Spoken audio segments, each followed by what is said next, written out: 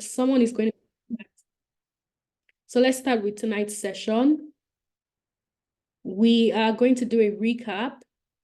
I don't want to mention names, but that's not the first option. If I don't get anybody to, that wants to give us a recap, then we would call some names. So please, if you just want to tell us what you learned yesterday, one thing that stuck from the amazing event we had yesterday, you can raise your hands so that we'll get you unmuted. And then just let us know one thing you learned yesterday. Anyone? Just one lesson or a contribution. Yeah, Joshua, do you want to say something?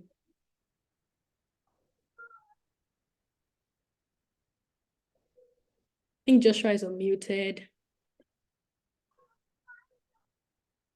Guys, come on. I know we can all hear me.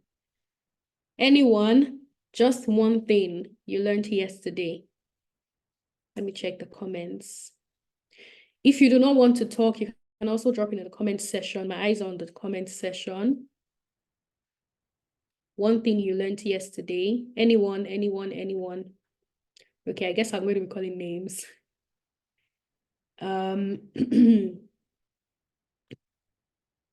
So let's have Debbie. If you don't mind, let's have Debbie. Let's also have Bello and Nathaniel. Debbie, Bello, and Nathaniel. Just say something. One thing you learned yesterday. Debbie, Bello, Nathaniel.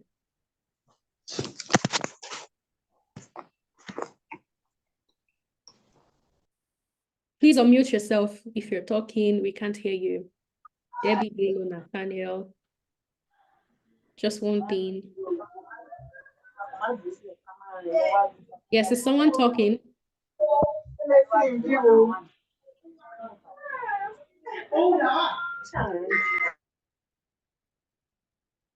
Debbie, Bello, Nathaniel.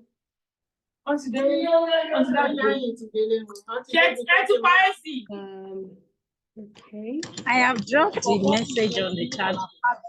Oh, thank you. Okay, I'll have to. Oh, wonderful. Thank you, guys. Thank you so much. All right, so we have one from Omotayo. Omotayo says, she learned always make sure you're impossible to replace. Wow, very true. That's deep. Thank you for sharing that. Debbie says, putting structures in place.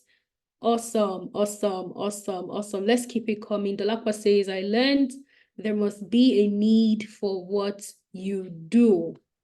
Awesome. Do we have any other person? Nathaniel, feel free to share in the comment section, but we have 3 already, so that's good to go. We're good to go. Thank you so much, Omotayo. Thank you, Debbie. Thank you, Dolakwa, for sharing. Trust, we all believe that, yesterday was an amazing time. We had a great session yesterday. I'm sure we can all attest to that. So in anticipation for what we're going to do today, it's also going to be a wrap-up of what we started yesterday. However, it's going to be another amazing session. Okay, we have something from Tolu Obianwu. Okay, one thing I learned yesterday, okay, is that really stuck to me was the importance of self-reflection in identifying if there is a need. Okay, let me just move my phone. If there's a need for what you do. And another thing is if there is a need, of what you're doing in it and the way it's supposed to be, if you're doing it the way it's supposed to be. Awesome. Thank you for sharing that. That's amazing. Yes.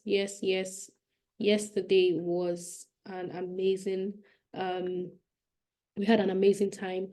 All right, so let's get into what we plan to do. Feel free to share more if you, you can check your writing materials if you had one yesterday, and just feel free to share. I'm sure perhaps we have some people that were not here yesterday.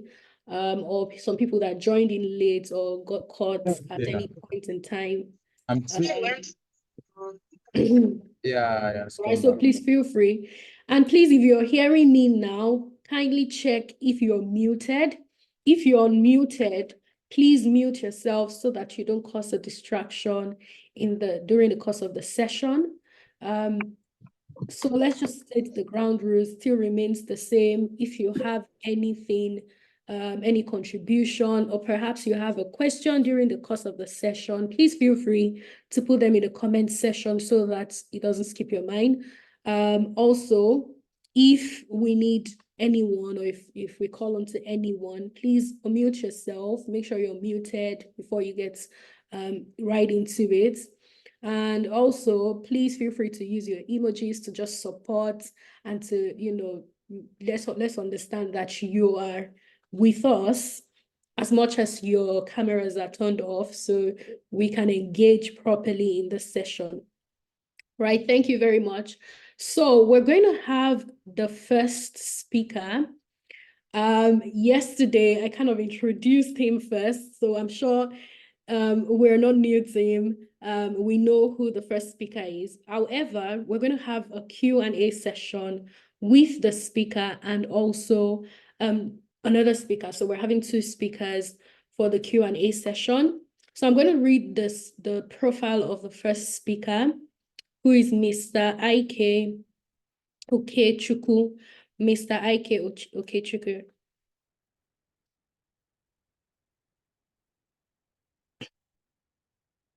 All right, so Okechukwu is a man of many talents. He graduated from the University of Lagos, where he studied theater art and majored in directing. His journey into the film industry started in 2001, but he didn't get into the limelight until when he cut his teeth with the series Waiting Day by BBC as one of the lead characters, Bayo.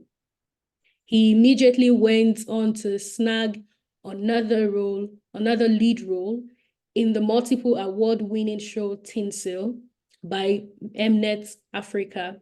His romance with film directing got him a scholarship to study directing in Del York Film Academy. Warney Brothers supported academy where he honed his skills. Since then, he has gone on to directing a sizable number of production to include, but not limited to, features with the following titles: Two Aishas, Igba Nku, a makeup show titled Golden Brush 1 and 2, a 20-episode series titled Open Secrets, gaining so much interest both home and abroad, short films, stage plays, animation series, web talk shows, and a host of others. Currently, he is one of the Afrimagic's executive producer / director, who has been commissioned to produce various films and TV series. He consults for an international film production company based in Hollywood. He is a co-owner of the 1704 Productions Production Limited, a TV and film production company. He is highly creative, a team player, honest, and hardworking. So ladies and gentlemen, please with your emojis, let's welcome Mr. Okechukwu. Thank you very much. Thank you. Thank you, everyone. Hope you can hear me. Yes, we can. Okay. Sometimes when you hear what you've done, you appreciate God in your life. Sometimes it takes hearing what you've done to really appreciate what God has done for you. And for me, I think hearing all this, I'm humbled by it. And yes, I'm an actor. I'm a director. Many people know me as an actor, but I have moved into directing. And before I say anything else, I always want to start by sharing my story with you. While I was in school, okay, when I finished secondary school, I trying to move from secondary school to university. I finished secondary school in the year 1997. Yes, I'm that old, yes. But anyhow, I finished secondary school in the year 1997. And after that year, my life had been smooth sailing before, up until that year. Smooth sailing as far, I mean, you want to do everything. You have your house, you have your family, you have everything is just, I mean, you could name it. Everything was smooth sailing for me up until 97. So after I finished secondary school, that was a defining moment for me, because the year after that, I lost my brother, my older brother. I lost my cousin.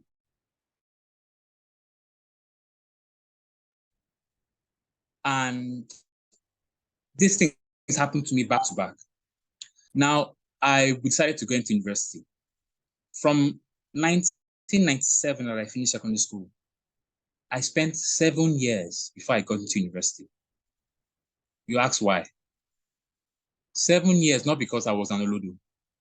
7 years because I was trying to redirect my path.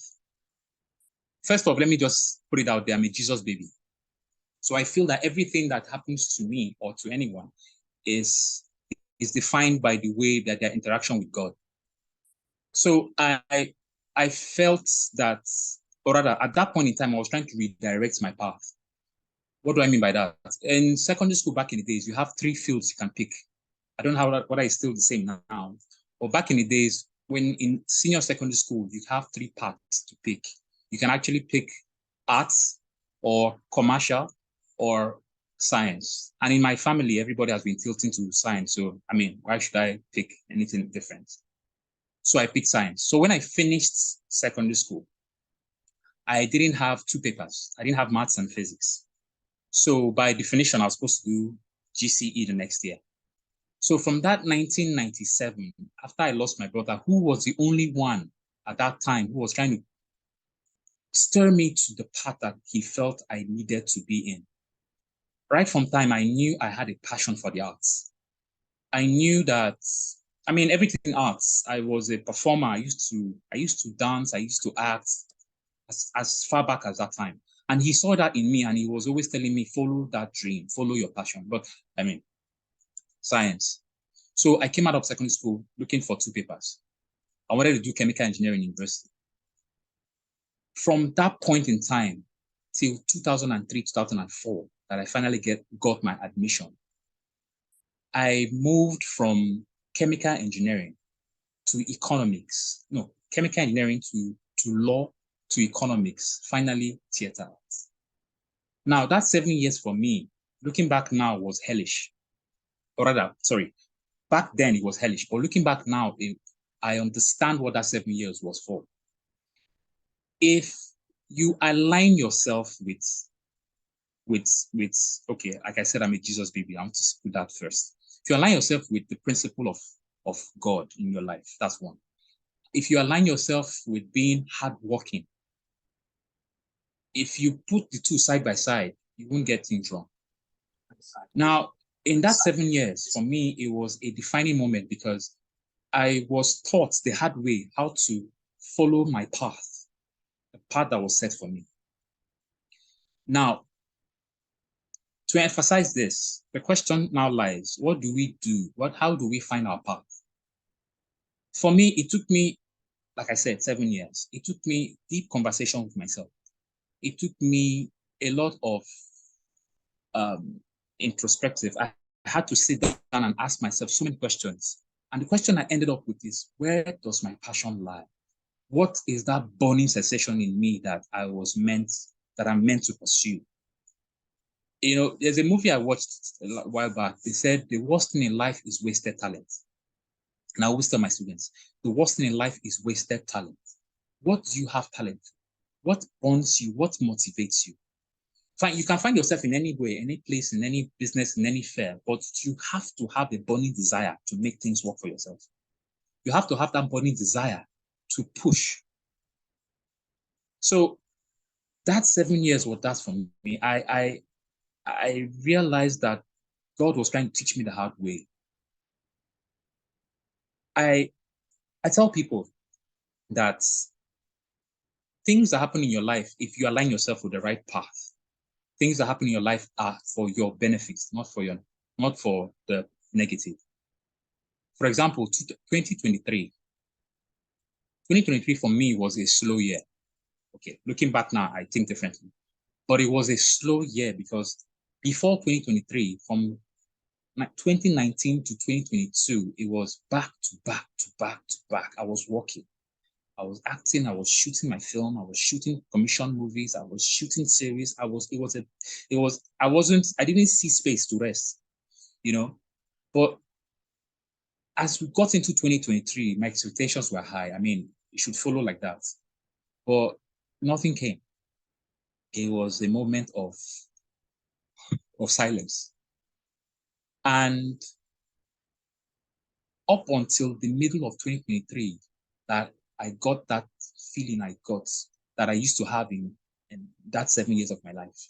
It was a question, which is, what are you doing with the time I've given to you now? And it hits me that I am wasting precious time by sitting down and telling myself that things are slow. No.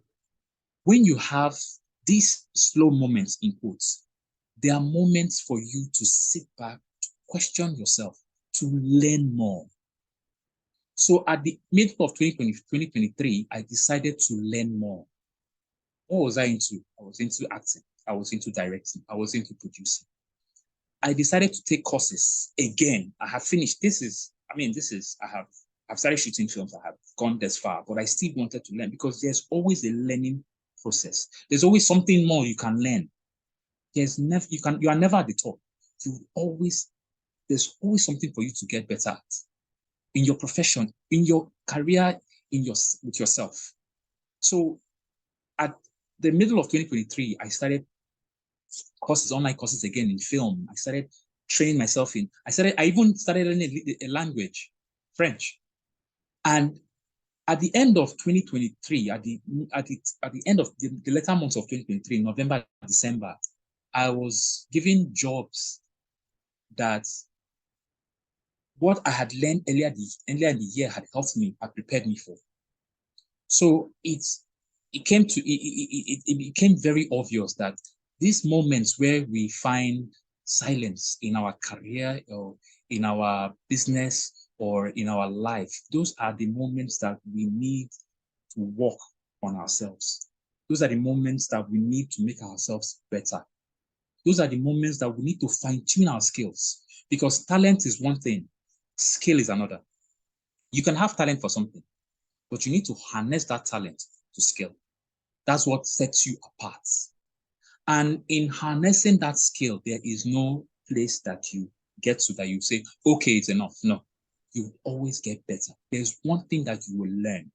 No matter how funny it may seem, no matter how crazy it may sound, you will always learn something.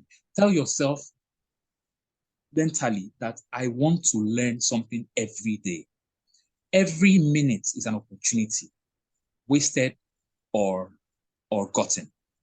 Every second. If we begin to see our time this way, we realize that we are missing opportunities to get better. And that is what I want you all that I'm talking to today to know. And every second in your life, every minute, especially when you are experiencing that slow time in your life, it's always a point for you to get better at whatever you're doing. And ask yourself, how can I add more to where I am? What can I do to make myself better?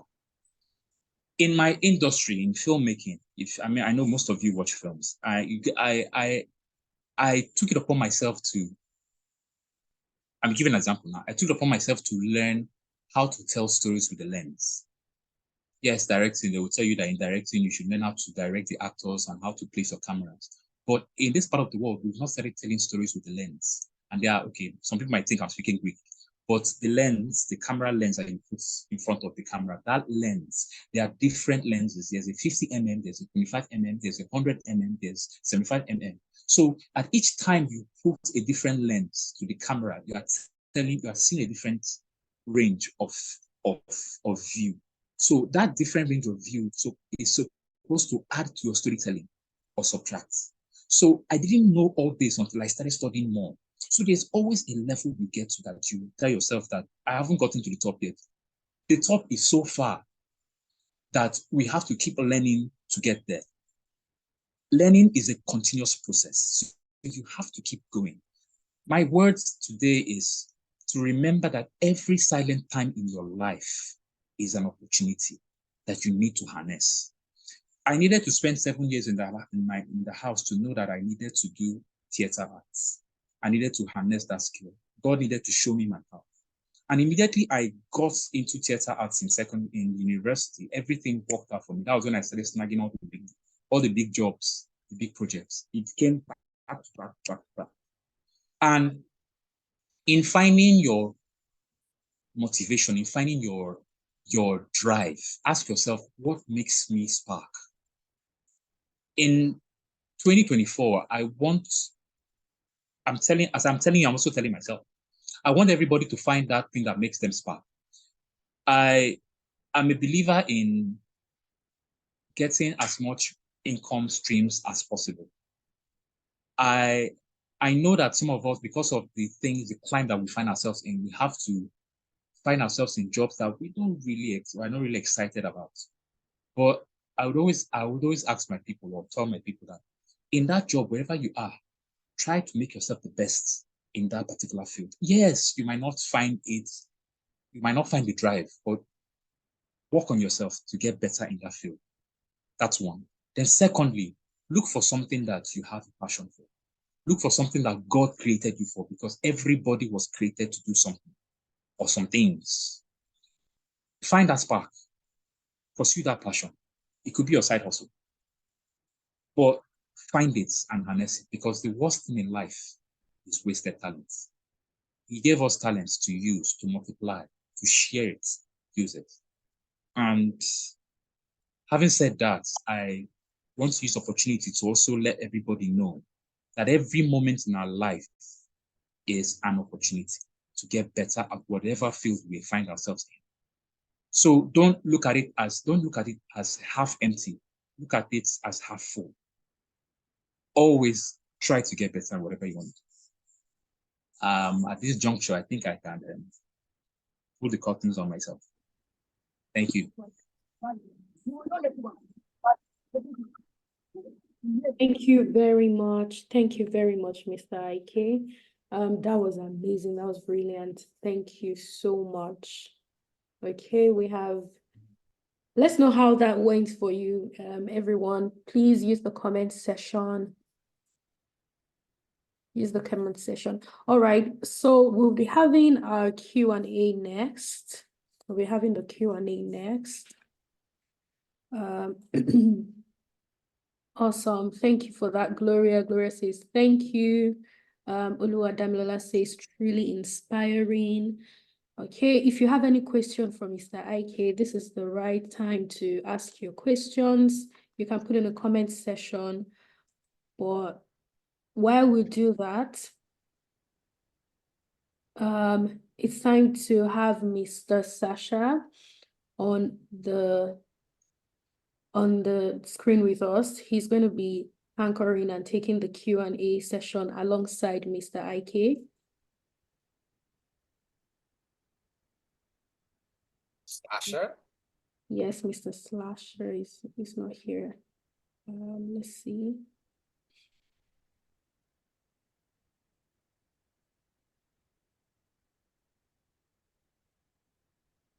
Is he shy? I'm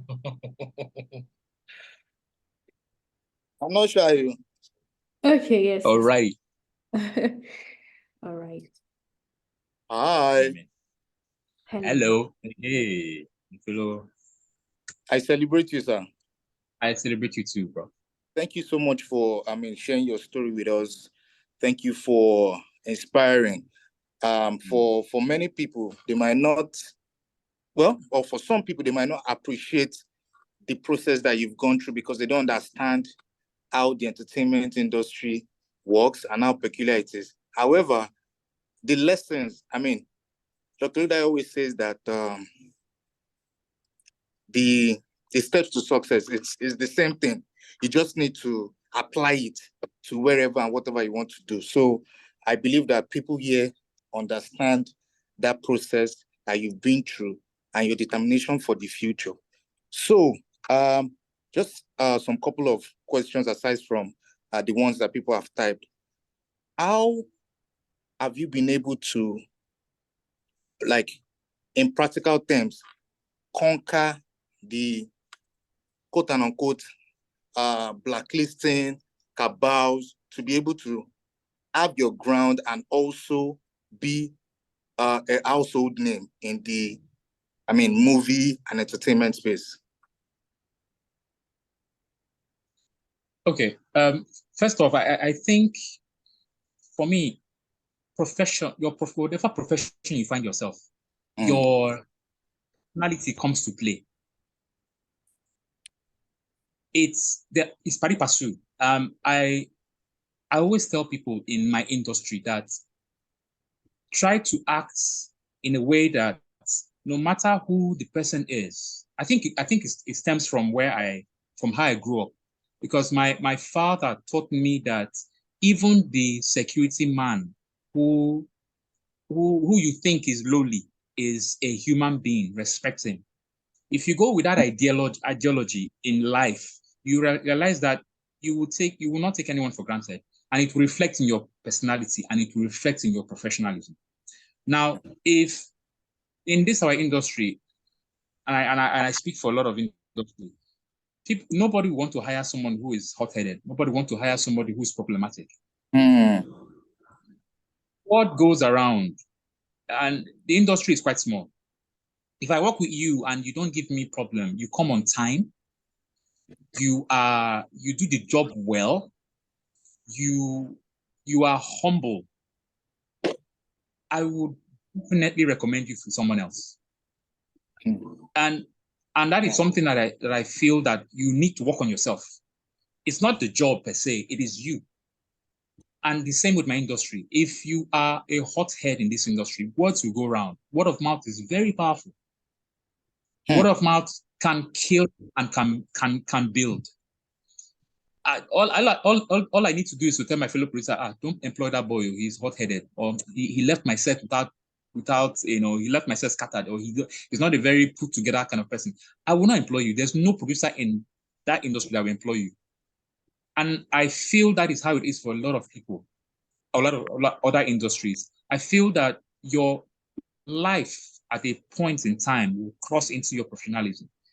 You have to work on yourself. You have to be humble. You have to be dogged. You have to tell yourself this is the job. So by the time I'm told that I'm supposed to work on the 7th and I'm going to work from morning till 6 p.m. If they say 8 o'clock, I should be there by 7:30. And if they say 6 p.m., I should leave by 6:15. So even if I'm leaving, they're asking me, oh, there's still one more scene, which most of the time they do. And I will stand my ground and say, oh, that was not the plan. The plan was for me to leave by 6:15. I came when you wanted me to come. But if they insist, I will do it for them, knowing that tomorrow they will owe me something. Even if I'm not going to collect from them, I know that what will go around, I know the guy is level-headed. And that is how I have been living my life in the industry, that I feel that wherever I go, because this industry, like I said, is quite small, wherever I go, I still get good recommendations. I met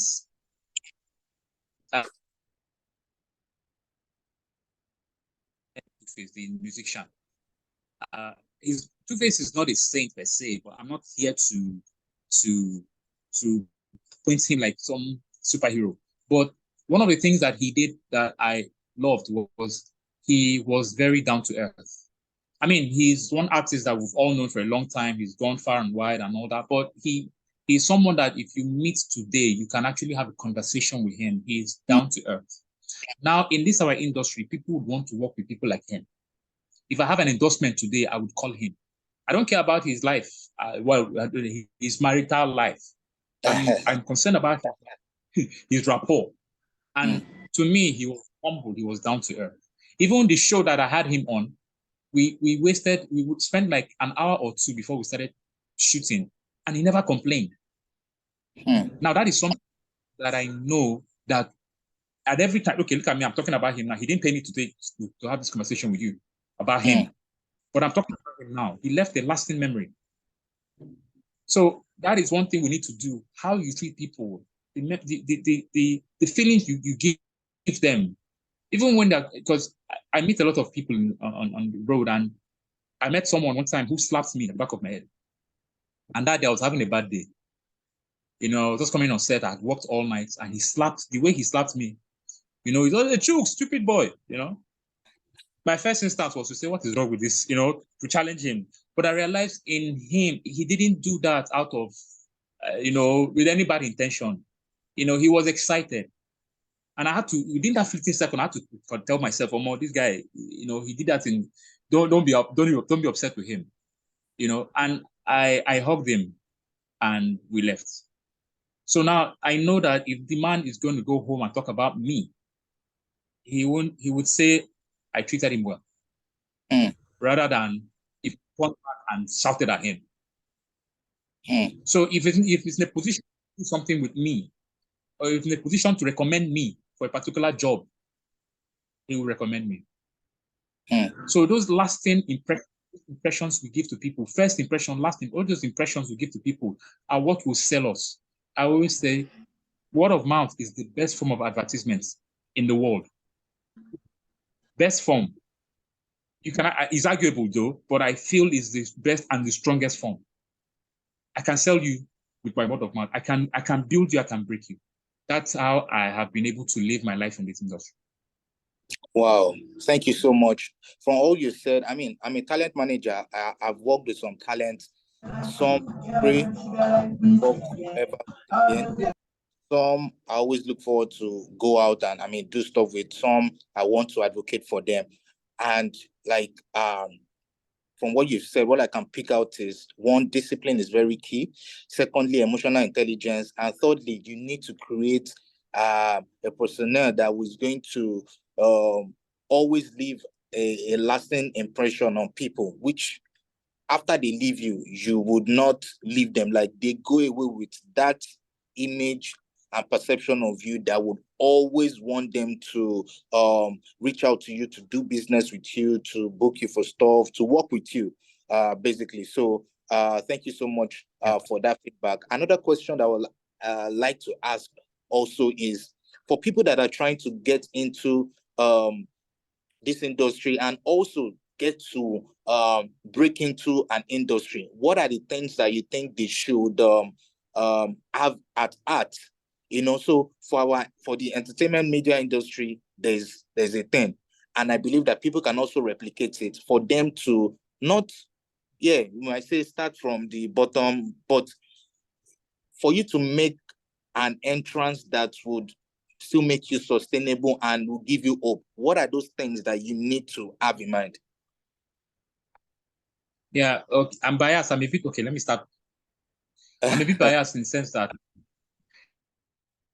sense that I will always tell my people, if you have not, if you are still very young and you can actually study something about in the industry, try and study it.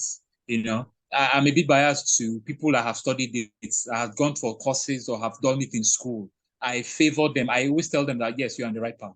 So if you are coming into my industry or any industry, let me speak for my industry alone. If you're coming into my industry, I always tell you to just get some backing, some education in it. You might not be your 4 years in university, you might have missed that. Just do some programs, some courses. There are online courses, there are so many courses. People are giving out free courses now. I mean, Everybody Live, DCA. There are a lot of courses in my field right now. Do 1 or 2 courses, you know. YouTube is your friend, you know, constantly learning to improve yourself. Talent is a given. You have to have talent. You have to have something that, because for me, talent is not just the ability to do the things that others can't do. Talent is a burning desire, a passion. It's the passion that will sustain you in the industry, that will make you keep you here. Then sell yourself. The advent of internet is something that you cannot look down on, especially with my industry. We've had people that have blown within weeks and months. I mean, the likes of Shaggy, the likes of Brain Jotter, the likes of, these are skit makers, yeah? But they've been able to make things for themselves. They've been able to make money for themselves with the advent of internet. I go on internet most times when I want to cast for characters. I go on internet and I look for people that have done monologues.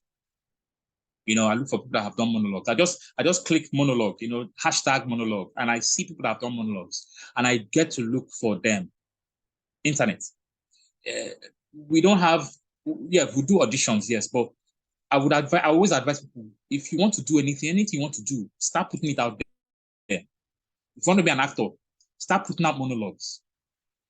Put your ear on the ground, listen, follow people like directors, like producers, so that whenever they're doing the auditions, you can key in. Try and involve yourself with the trend in that industry.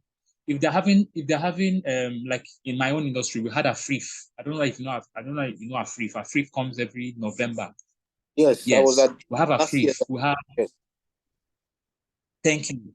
Put an ear down. Look for, if you hear Afrif, go. You meet people, interact. Don't be shy. You meet key players in those kind of organizations, those kind of conferences and meetings and all that. Meet them, because that is where you get the job. That is where you exchange the cards. That is where you exchange numbers to get the commission jobs or whatever. I have a friend who is an actor. She went for a free and she pitched an idea she had in her head to one of the producers. And before I knew it, Prime TV, she shot the series, the idea she pitched, just there, and it's on Prime TV today. And she's just an actor. Yes, in fact, she came on my set and she was second AD on my set.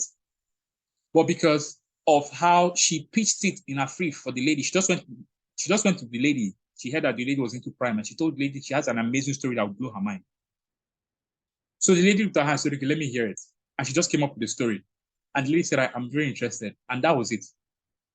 Now I have a series on Prime TV. So it's also about having the confidence to pursue it. Connect with the industry players the best way you can. Online, conferences, symposiums, put an ear down, follow them. I have a friend who sent a message, a long text message to, what's her name? This woman. I'm trying to remember her name. She's the producer. He sent a very lengthy message telling her how much he's a performer, how much he would bring on her set if he calls her. The woman laughed about it, and she called him, and he's working with her. So these are things that you get to do when you are really if you really want to climb. If you want to get into the business, you have to start. Yes, you can start from down, but you can actually do these big moves to be able to push yourself. I always tell people, follow me on Instagram, follow me, send me your monologue, send me, and that's how we can actually help ourselves grow. To maintain, I hope I've answered your question. I hope, because I know I digressed a little bit. Yes, but I hope yes, I found a way to answer. Yeah, I mean, yes, you did. So networking, be learned, use the internet, put yourself out there. Those things are very, very key. And I think this also cuts across board. You can't be doing something and people don't know. You can't, even the Bible says that Exactly. you can't lie and put it under the table. Yeah. Exactly.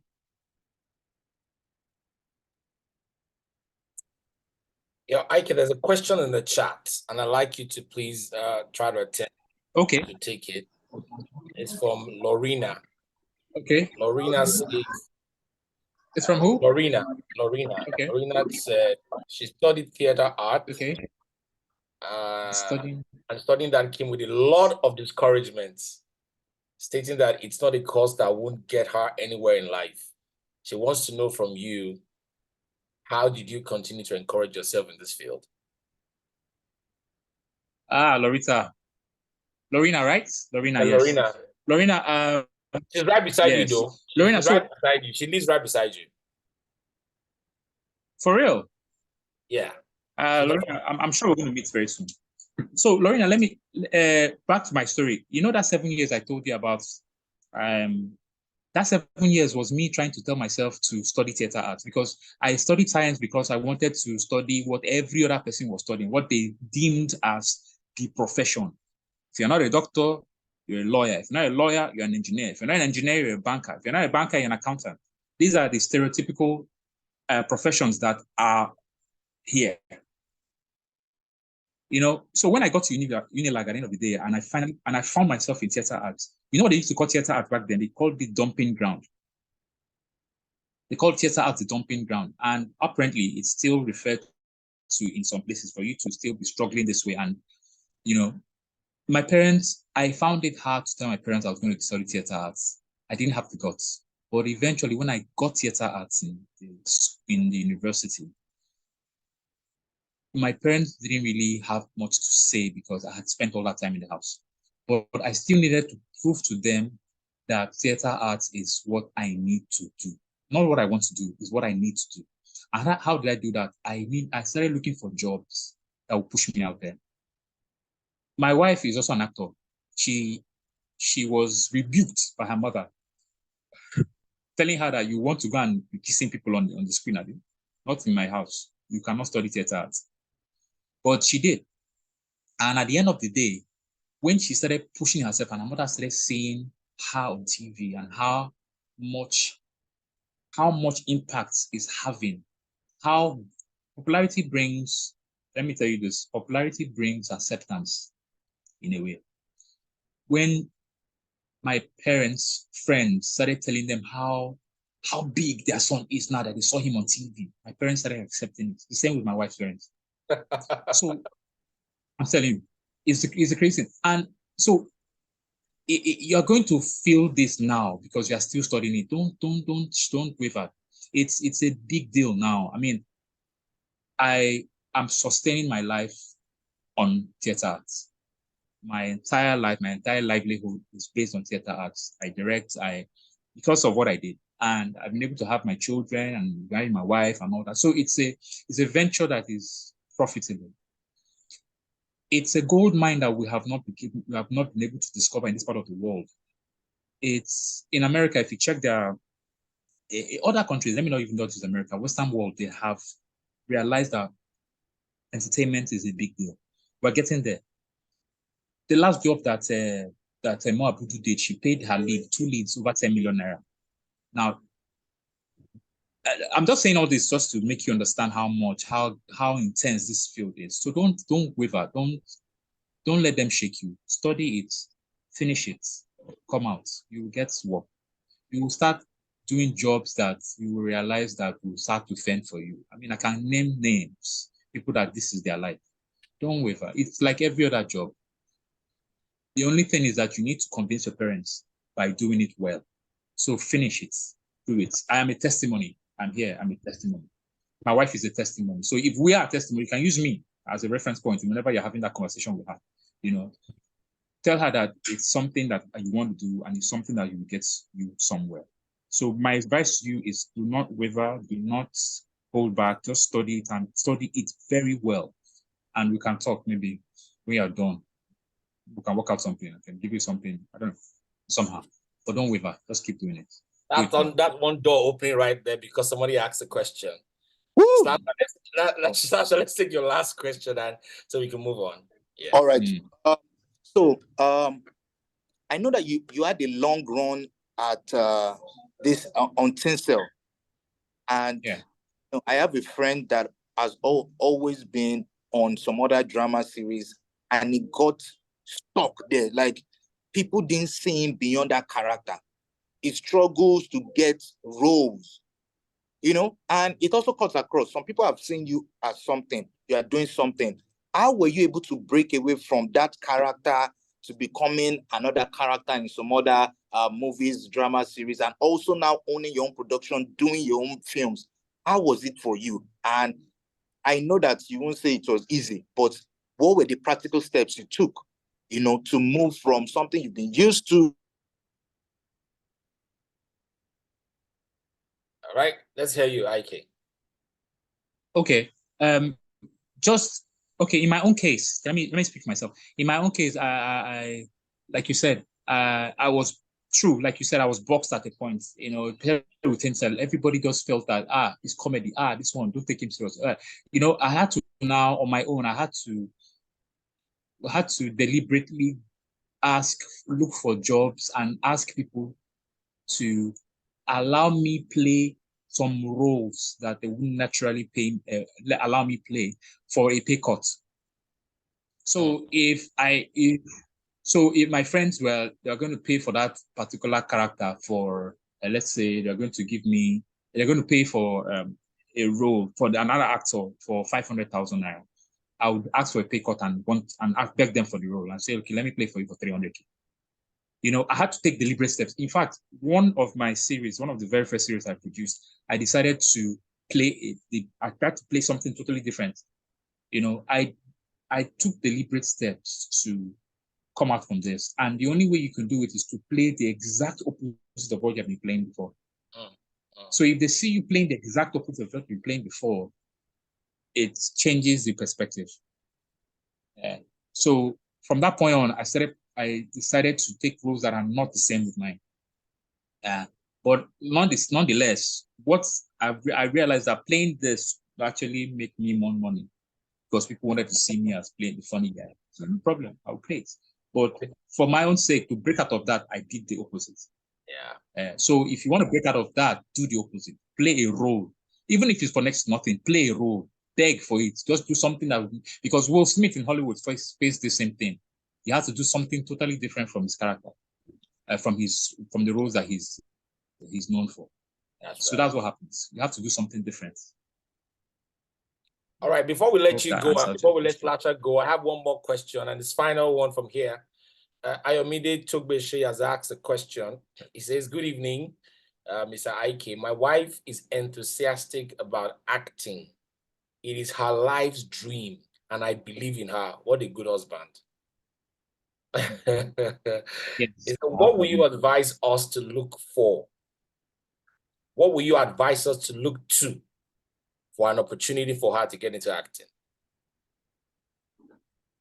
Yeah, so the same thing I would say, she needs to key into this. There's follow African Magic, follow me, follow producers, from me, I'm sure you can see some other producers that I follow.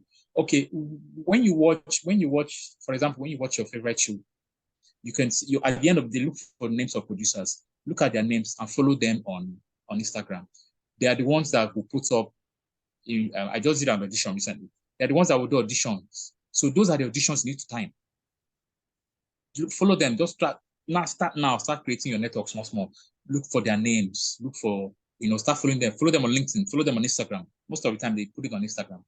Follow them on Instagram. Follow them on Facebook. Just follow them and start waiting for information to know when they're doing auditions. That's one. Secondly, create monologues. Keep doing monologues. They will always, it's your CV as an actor. Your monologue. Keep doing your monologues. Keep putting out there. Do different monologues. Train yourself with different emotions. Act cry, act sad, act happy. Just do the monologues. Keep doing them, putting them on, and keep working on yourself. Attend seminars. Attend anything related to film. I try and attend. If it's free, go. If you need to pay some more money, go. Network. These are the ways you can actually break it in industry. If you do this, I assure you by the end of the year, by the end of the year, you should have gotten something, because auditions always popping up. Go to auditions. If you're good, work on yourself. If you get a job, get it. And once you put your foot in, the rest should be easier for you. So you need to get your foot in the door by networking. Follow them. Follow those people on Instagram. Follow them. Do your monologues. Go to conferences. Go to seminars. And you should be able to get something. All right. Thank you, Slasher. Thank you also for sharing your thoughts. Maybe I should say a little bit about Slasher. Slasher said he's the talent manager, and I And you must have heard about Seyi Awolowo, who was on Big Brother Nigeria. Slasher manages Seyi Awolowo. Slasher manages, works with a team that manages Ima Oh My God. Slasher manages Clef. Slasher manages, what's the other guy? The guy that is always running. What's that guy that's always running? What's that guy's name that's always running? Slasher. That guy, your guy. Ainana. Ainana. So Slasher, nice one, bro.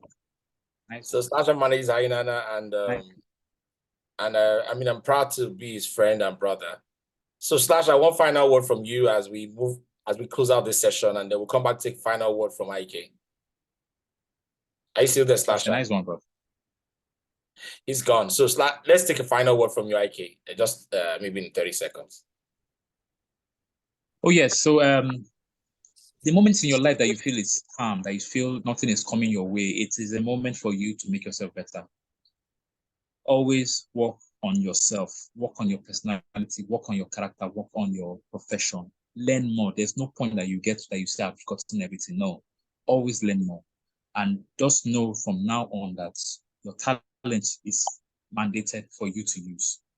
Make use of your talent. Find a burning desire wherever you find yourself to push on, to navigate, to fire down. And 2020 will be the best year for you yet. Thank you very much. Oyebola, over to you. Thank you very much. Everybody, let's appreciate IK in the chats. Thank you. Thank you. Please, I think Slasher is back. Mr. Slasher is back. If you want to give your final words, please, you can unmute yourself and just do that. Thank you. All right, thank you very much. Thank you, Doctor, for having us, engage on this platform. Thank you for inspiring. Madam Oyebola, thank you so much too for holding forth and doing an amazing job. I already gave feedback about your presentation to Doctor. Thank you, God bless you. And I believe that we are ready for 2024. Anyone that is looking for talent management, marketing, amplification of what you do, please reach out to me. I can do magic for you too. Thank you.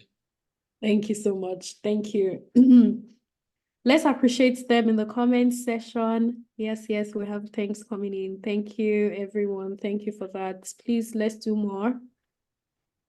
Thank you, Mr. IK. Thank you so much, Slasher, for that amazing session.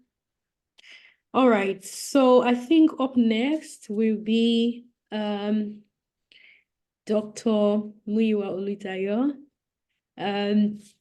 Are we ready? If we're ready, give me 100 in the comment section if you're ready. And guys, please, this time we're going to ask questions. So while he's getting prepared, give me 100 in the comment section if you're ready for Dr. Brilliant. Thank you for that. Let's keep it coming. Okay, let's wet the ground. Let's keep it coming. Awesome. Thank you so much. All right, Doctor, over to you. All right, great privilege to be with you again, everyone. How are you? I'm excited to be here, second day. I mean, let's thank God for technology. Let's thank God for the opportunity to see many things, you know. Let's thank God for advancement in things that the world provides. I had a very long week, Monday to Friday. I was together with my colleague, Dolapo. We're training for new graduate trainees in an oil and gas servicing firm somewhere in Ikoyi. So we're driving to Ikoyi from the mainland every day, waking up at about 4 a.m., 4:30 a.m., trying to get on the road and not to be late for an 8 a.m. class. And we run it till the evening, back again the next day. And then on Friday, yesterday, we ran it again, and then we came in for the session, producing better results. And I had an 8 a.m. class in Abuja this morning to be a part of. So when we finished last night, I just packed my bags, and then the first flight out of Lagos this morning, I flew into Abuja to have my session. And I've had my class today with a cluster of staff members that work in Zenith Bank. And here I am again this evening with you. And I'm excited because there's a time to do everything we have to do. Ike said something. He said, in your silent moments is where you find an opportunity to learn, an opportunity to add value to yourself. And there's a time where you can run around to do these jobs. There's a time where you can run around to, add value to yourself. If you don't do it now, there'll be a time where you will not be able to run the race as it should be. Once again, I'd like to welcome every one of you to Producing Better Results 2024. Today is day 2. For those of you who came in for day 1, please tell me one word. Don't clap. Don't give me 100 in the comment section. Just give me one word that reflects what you gained. Not what you felt, but what you gained. Just one word. One word that reflects what you gained. That can reflect what you gained. I mean, just let's say collaboration. Yes, collaboration. Thank you, Adeshola. Collaboration works. Assurance. Okwe, Dr. Okwe, thank you so much. Assurance works. Another Dr. Kennedy, let's see you. Intentional, be intentional. That is it. Keywords that helped you, that you took away yesterday. What is it? What are they? People. Emmanuel Ajibola says people. Critical. Outstanding. Empowerment. Great. Here, waiting for more people. Seek opportunities. Thank you. Sometimes when we ask you to participate in activities like this, you will do yourself a good job by participating, because if you don't, you will assume you can respond to the things I've said and you personally will not be able to. So Yemi says planning, association. Dami says consistency, keep doing it, keep doing it, keep doing it. Amplify, putting things into text. Gloria says be intentional. I'm glad. Leverage, keyword, leverage. Thank you, everyone. Thank you, everyone, for sharing your thoughts. Today, we'll continue from where we left it off yesterday. Yesterday, remember when we started?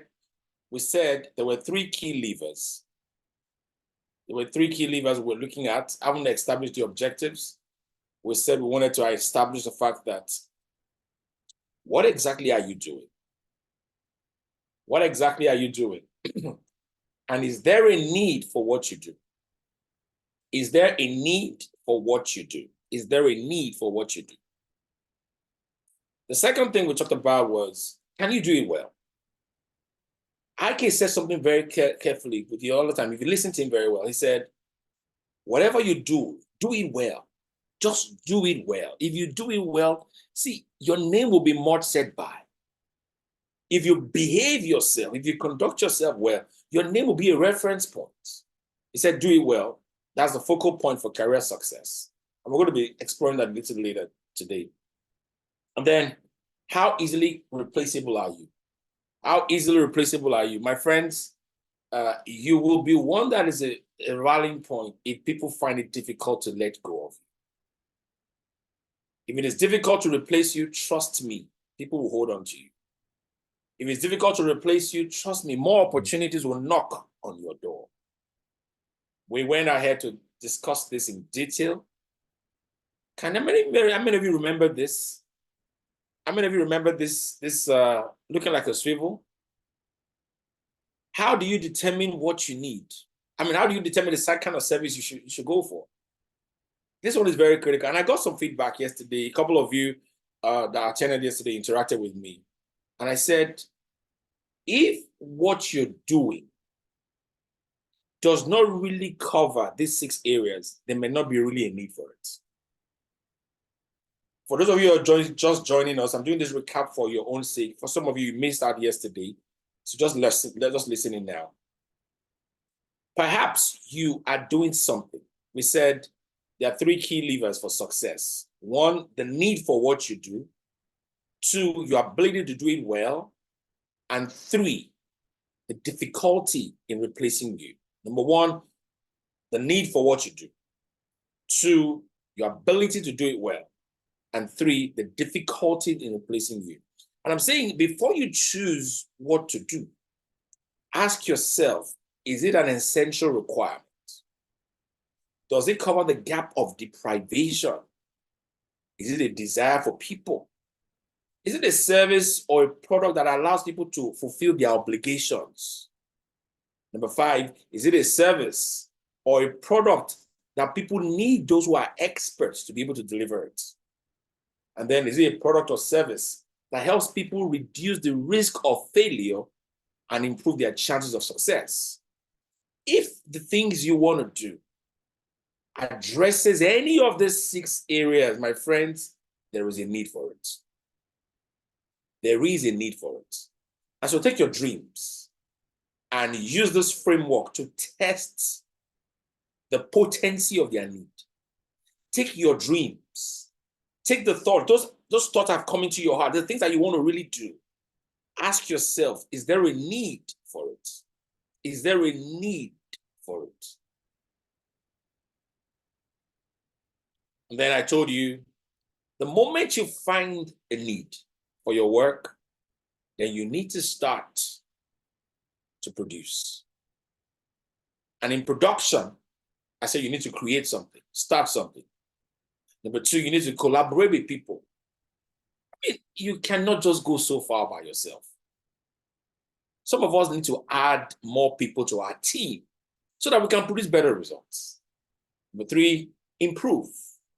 You are not good enough to remain the way you are, my friend. You are not good enough to remain the way you are. Yes, you are a star at work, but guess what? You are not good enough to remain like this. You are not. So I'm asking you to improve yourself. Again, number 4, if you start to produce, I'm saying manage. Some of us are at a stage where we need to just manage our resources. We're not producing better results because we're not managing the resources at our disposal. Number 5, scale. Go for a blast. It's time to sell, commercialize the things that you are doing. And then I said, now that you have to produce, you have some requirements. You need a blueprint, you need resources, and you need opportunities. I told you, I said, the inspiration that will allow you to meet those needs, that inspiration will come from God, the potentials and the gifts and the talents and skills that you have. If you heard Ike clearly, Ike said, your talents will be there, but you need to work on your talents so they become skills. It is the skills that you have that enable people to call you to do something for them. Okay. And then we ended the day. Let me welcome you to day 2. And here's what we're starting from. Lever number 2. Remember, lever number 1 says, there must be a need for what you do. There must be a need for what you do. The second lever says, you must be able to do it well. So now we have sorted out the issue of what am I supposed to be doing? What should I be doing? Where should I commit my energies? Where should I deploy my energies and my competencies? Now let's address the question of doing it well. How well do you execute your task? How well do you execute your task? Number 1 question I want to ask you is, how much of effort and energy do you put into it? You see, my friends, please let's listen to this.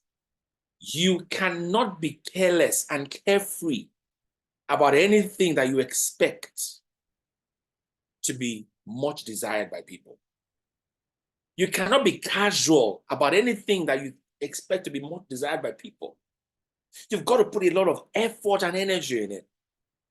You see, effort and energy is determined by how much time you put into producing certain things. Many of us know that in the world that we live in today, people are in a fast food generation. You want to just believe it, confess it, you have it. Believe it, confess it, you have it.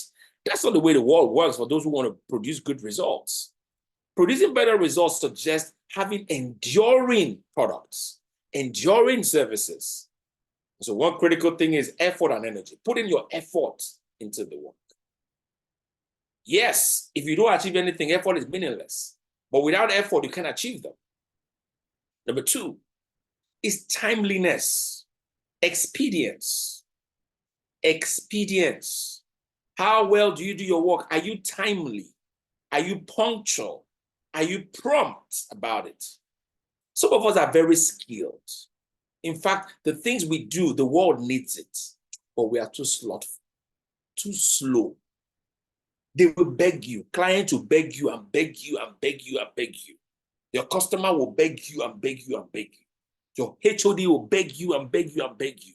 They will plead with you. Your team members will compel you and beg you and beg you because you can do it, but you're not doing it well because you're causing everybody to be delayed. Sometimes the reason we lose opportunities is not because we don't have the ability. It's because we're not prompt. We lose out on anything because we're not expedient. Number 3, how well do you do your work? My friends, be effective at it.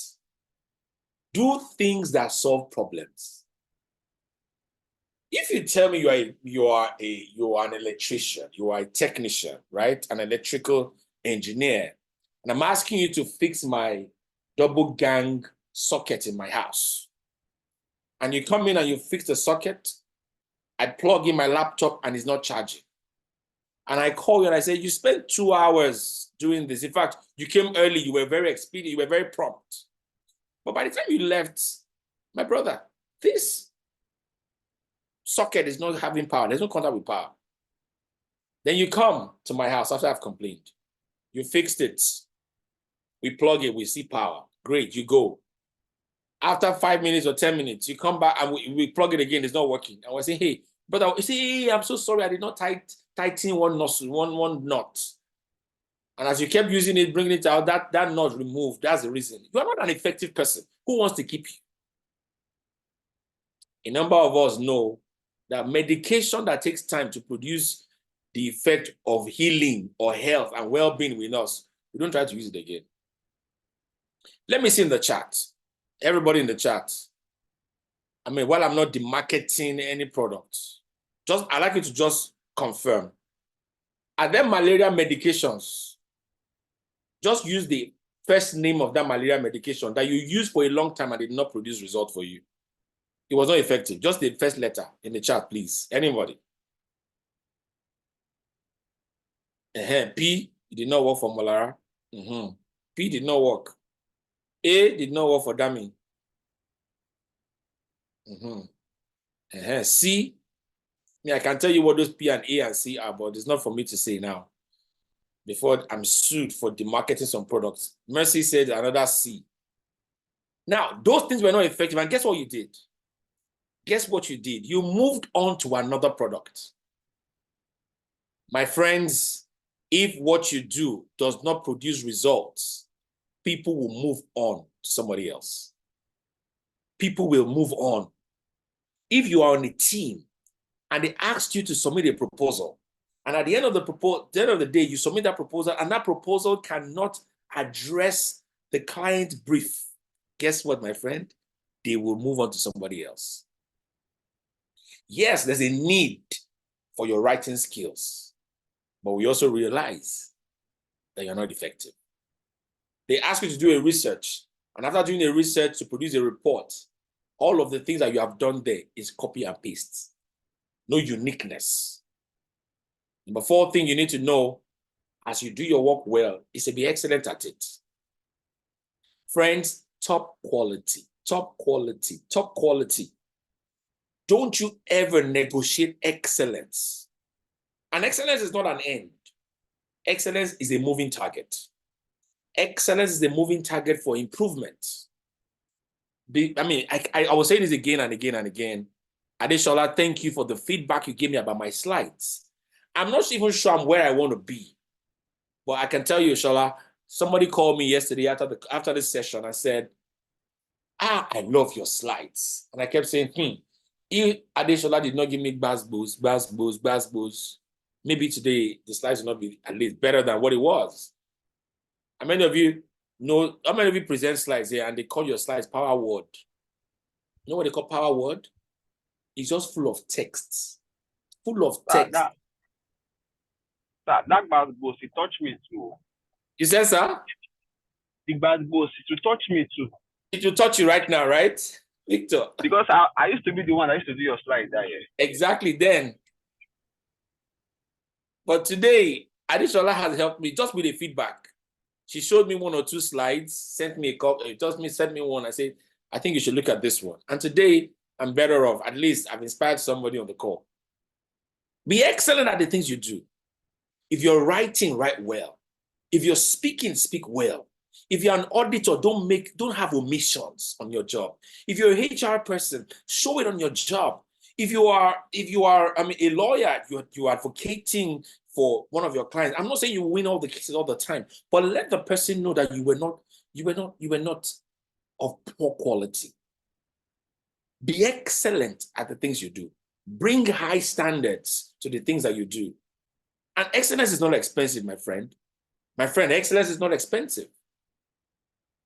Try for work, and you will see that excellence is affordable.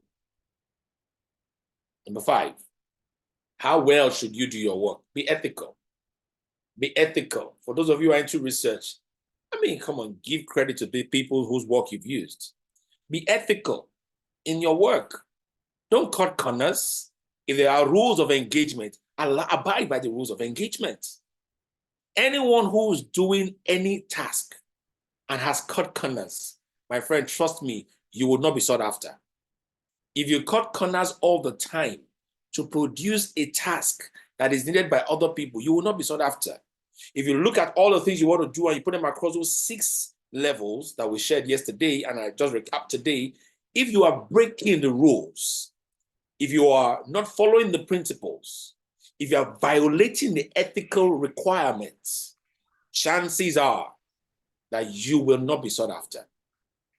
And one critical thing we all need to do when we do our work well is evaluate. Nothing is good enough to remain the way it is. Nothing is good enough to remain the way it is. Even you are not good enough to remain the way you are. Nothing is good enough to remain the way it is. Evaluate things.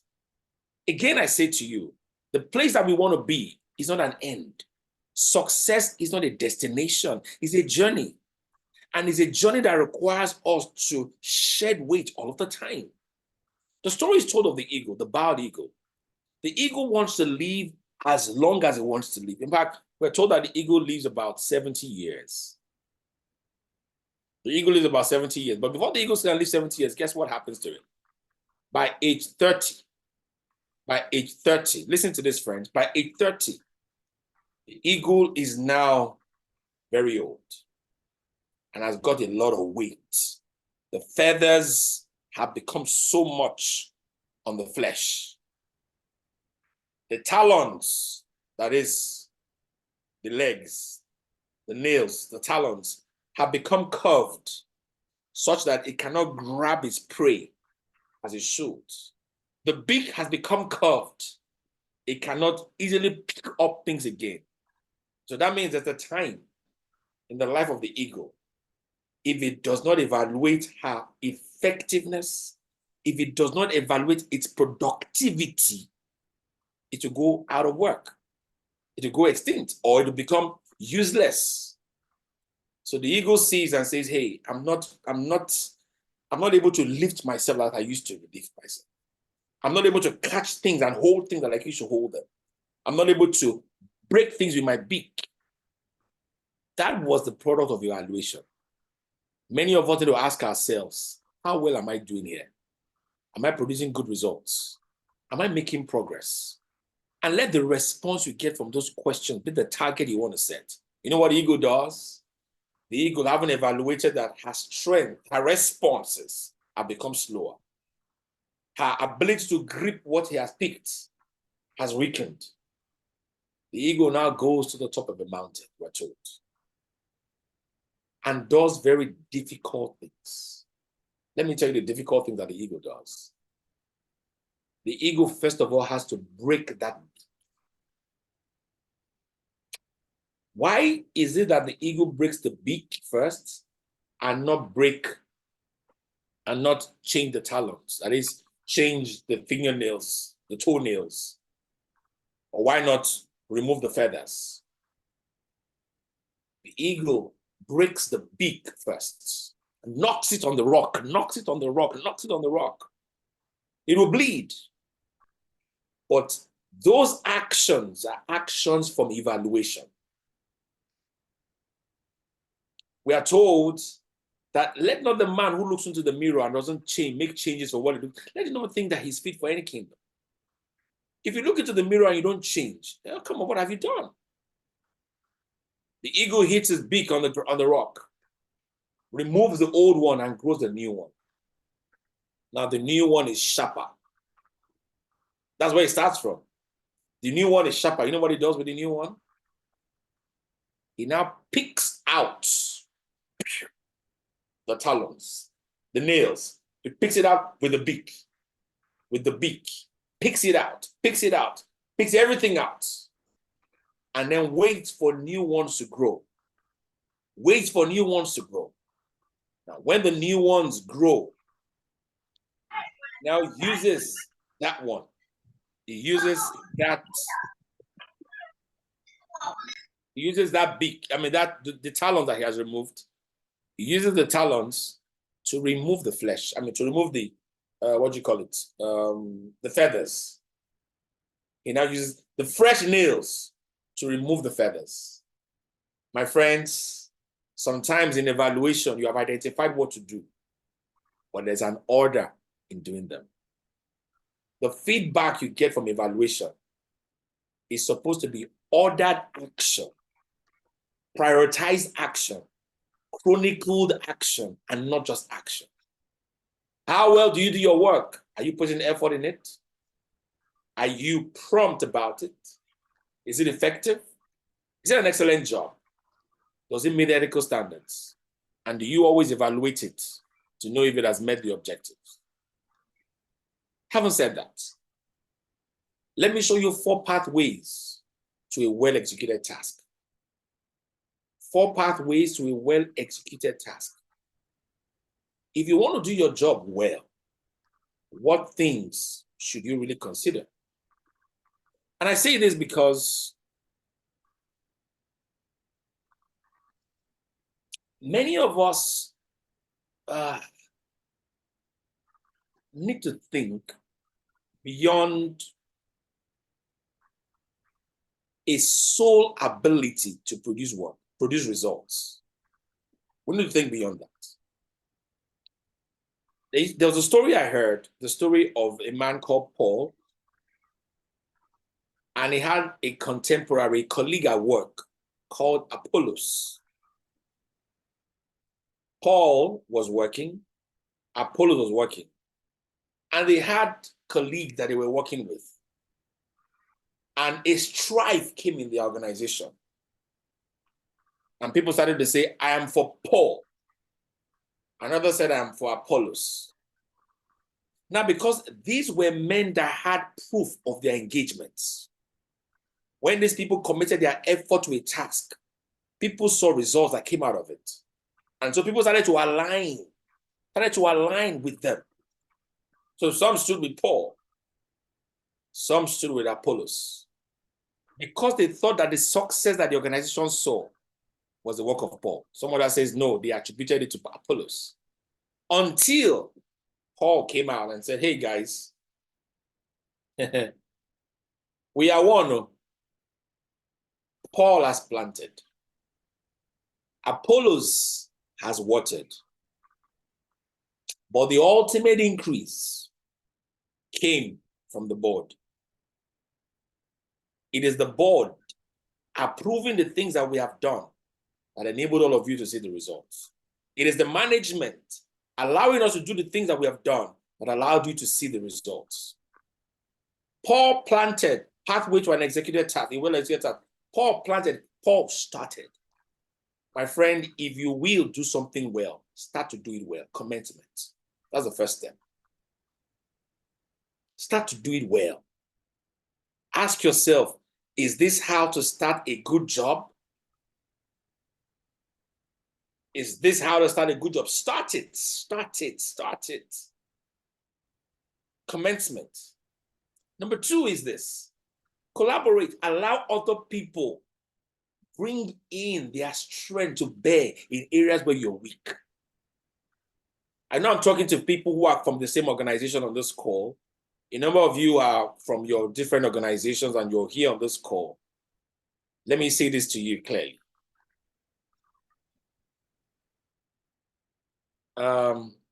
Anytime we all come to work, we bring our strengths and our weaknesses to work. We all bring our strength and our weaknesses to work. And listen, follow me carefully. Your strength has an effect on your work. Your weakness has an effect on your work. If you allow other people bring in and express their strength where you are weak, what you do is that you reduce the effect of your weakness on your job. Did you get that? Did you get that? Anytime you allow other people to bring in their strength in the areas where you are weak, you reduce the effect of your weaknesses on your job. But if you don't allow people to collaborate with you, if you don't allow people to collaborate with you, you know what happens? You allow the effect of your weaknesses. You allow the effect of your weaknesses to finish on your work. I'll say that again. Damn it, I'll say it again. When you allow other people express their strength in the areas where you're weak on a task, that permission that you give them reduces the effect of your weaknesses on your job. Now, that is not to say you will not improve, but that is to say you will not want that task not to be done well. That is the power of collaboration. That is the power of collaboration. You started it, and somebody else has collaborated with you, has brought his own perspective, brought his own strength. And there's some other work going on. You take your own strength there. Friends, nobody applauds you for your weaknesses. People applaud you for your strengths. People commend you for overcoming your weaknesses. In spite of all odds, people commend you and applaud you for doing a good job. So what are the pathways to a well-executed task? Number one, started, commencement. Plant, and let your Apollos water.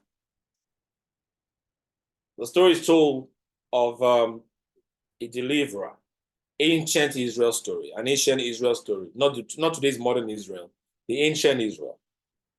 Moses was leading the people, and he was asked to lead the people, but he had a lot of weaknesses. He said when he was being appointed, he said, see, I'm not sure I can be the leader and the spokesperson for this nation because I'm a stutterer. I will start the leading, but I can't speak. I will lead the team, but I can't speak. I stutter, and that's not good enough for this particular assignment. And the management and the board hearkened to him. They appointed for him a man called Aaron to go ahead to be the spokesperson. But guess what, friends? There was no time in the documented history of Moses' leadership that we heard that it was Aaron that was speaking on his behalf. All of the time, there was an engagement with the adversary. Moses spoke. So what happened to the weakness of Moses? Did it suddenly disappear? No. The moment you relate with the people who have got strength in the areas where you've got a weakness, guess what happens? They take off. They take off your weakness. They take off your weakness. They take off your weakness. That's the power of collaboration. They take off your weakness.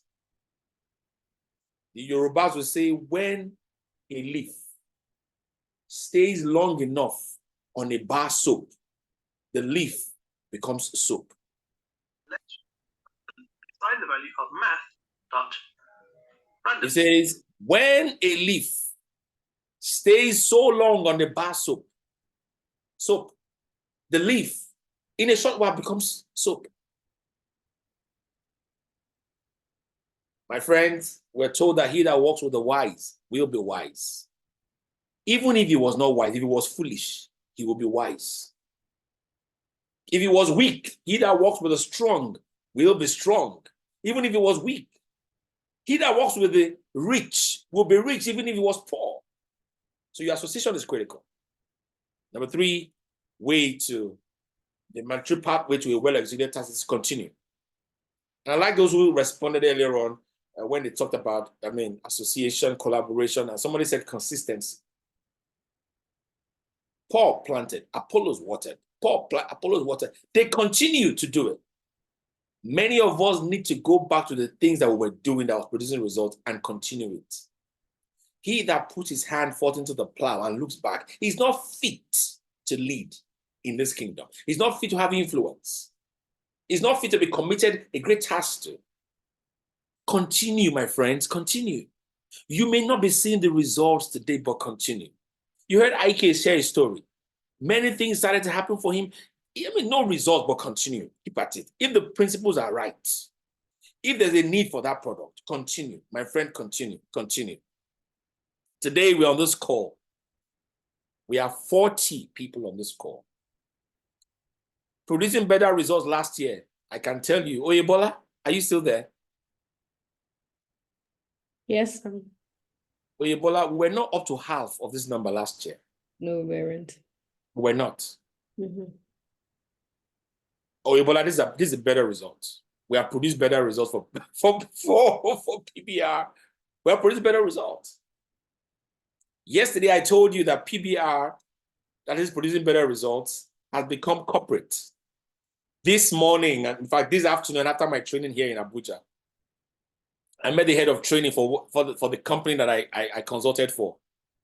And the man said to me, sir, the program you told my boss about, I said, yes, producing better results. We had the first session yesterday evening. Your boss said we should come and do it for you as a corporate in your organization. He said, yes. He said, but we want to expand it. We want you to do more for us. They brought me a list of 12 topics. And I said, come on, man, you can't do this to me. I can't take 12 topics. He said, just choose any one. Add it to your PBR and determine for us when you are ready to come and speak. My brothers and my sisters, continue. Don't stop. What if I gave up trying not to do PBR this year? Look at the call, 40 people. Yesterday I counted 51. 51 people. Continue to do it. Continue. Don't stop. People are watching. Look at Ike say. Ike said, set out your monologue. Do it. Just continue, my friend. That's how to do a good job. Some of you are so tired. I've done it. I got only one like, only one post, only one this. Hey, my brothers, don't look at like. Don't look at like. Don't look at the engagement. Just keep posting. Keep posting. Today, and I'm going to share, for those of you who don't know anything about my morning muse, it's a video series I do every year. Every year, every day. I post videos every day, Monday through Friday. Yesterday was video 687. Video episode 687. We've been publishing my morning muse since June 2021. June 2021. If I tell you how much it cost me to do it, you'll be amazed. My morning muse every day since June 2021.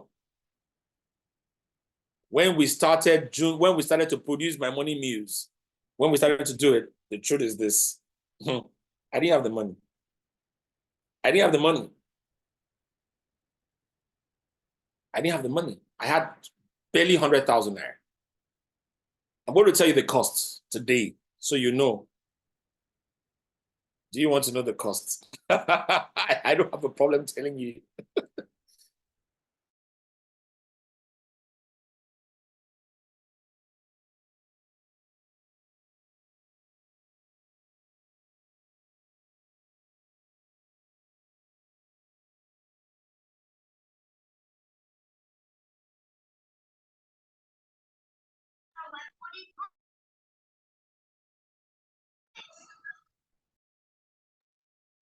Hello, everyone. I'm here. Okay. Okay. I think Doctor is frozen. Or is it just me? Can you hear Doctor? Same here. No, we can't hear No, it's him. not just you. I can't hear him too. All right, thank you. I'm Yeah, sure he's going to. Okay, so I'm sure he's going to join shortly. All right. I wanted to reveal a secret, and then the internet network took me out. Yeah. Okay.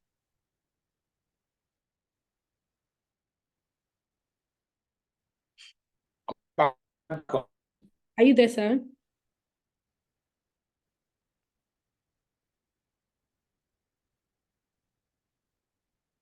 Doctor, are you there?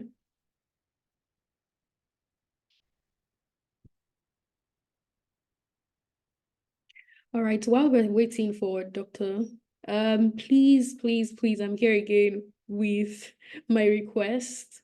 So if you have questions, please put them down in the comment section or just put them somewhere that you can easily check when it's time for the Q&A. If you have any questions, please put them down so that we can revisit it at the end of the session. Thank you very much. Okay. All right. I think Doctor is back. Can you hear me?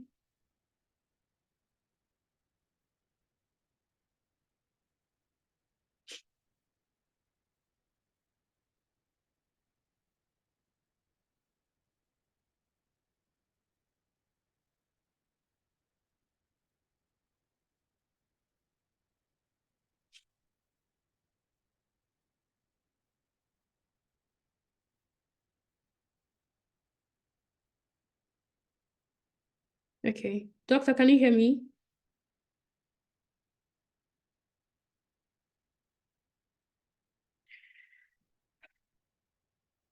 Can any other person hear me? Yes, please, I can. All right. Thank you very much. I think we'll just have to be a little bit patient for Doctor to fix his internet. Well, I'm sure he's going to be joining us shortly. He's going to fix it shortly. Thank you for your patience.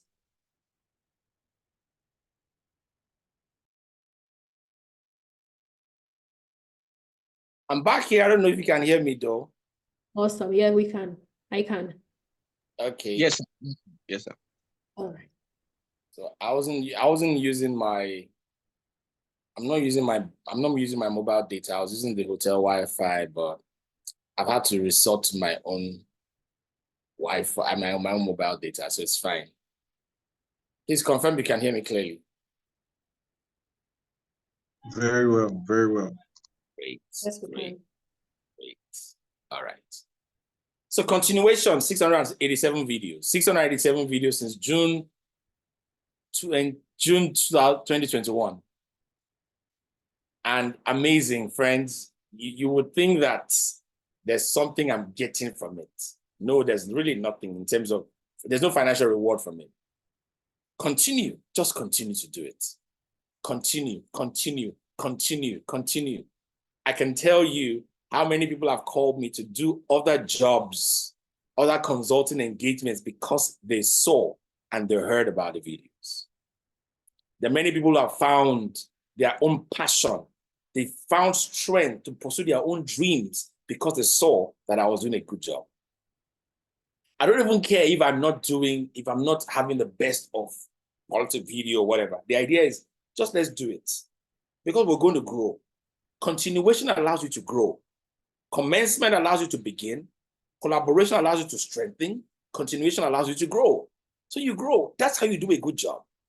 That's how you do a good job. Can I also tell you, my friends, continuation suggests that you overcome hurdles.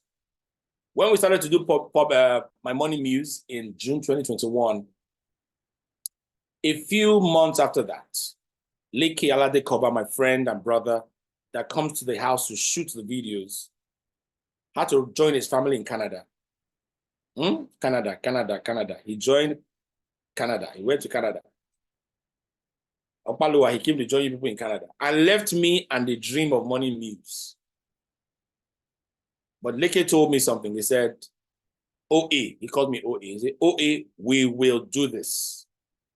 Leke left his gears. Leke left his gears, his camera, his lights.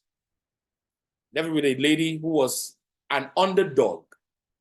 The lady was an underdog when we were recording at the beginning. Gave it to her, and she's been recording since 2021. She's been recording. So what we do is when we record the videos, we send it to Leke in Canada to do the editing. He sends it back to us, and I'm sure you know there's no us and back there. It's not like we are taking visa to go back. It's just Google Drive that solves the problem. And then we pick it up, and then we post. And then we post. And we have not stopped posting. My friends, we will not stop posting. The final thing you do for a well-executed task is consolidate. God gave the increase. Consolidate. Consolidation here requires that you get an authentication for the things you do. My friend, many of us have not institutionalized the work that we do. Ike said something very pivotal. He said, for those of you that want to make a mark in the industry, he said, go for your industry conferences. Go and meet the key industry players. Show up. Show up. If the people calling the shots can't see you, when they need to enlist other people, they will not remember you. I say here, my friends, in 2018, when I had to leave my job at Covenant University, and I came to town in Lagos to work, the next thing was, what am I going to be doing? What exactly am I going to be doing? What work will I be doing? And I went straight to CIPM. Went straight to CIPM. Poof. And I offered CIPM just an idea that I had in my heart. I said, I want us to produce what I call now the National Capabilities Framework. The CIPM then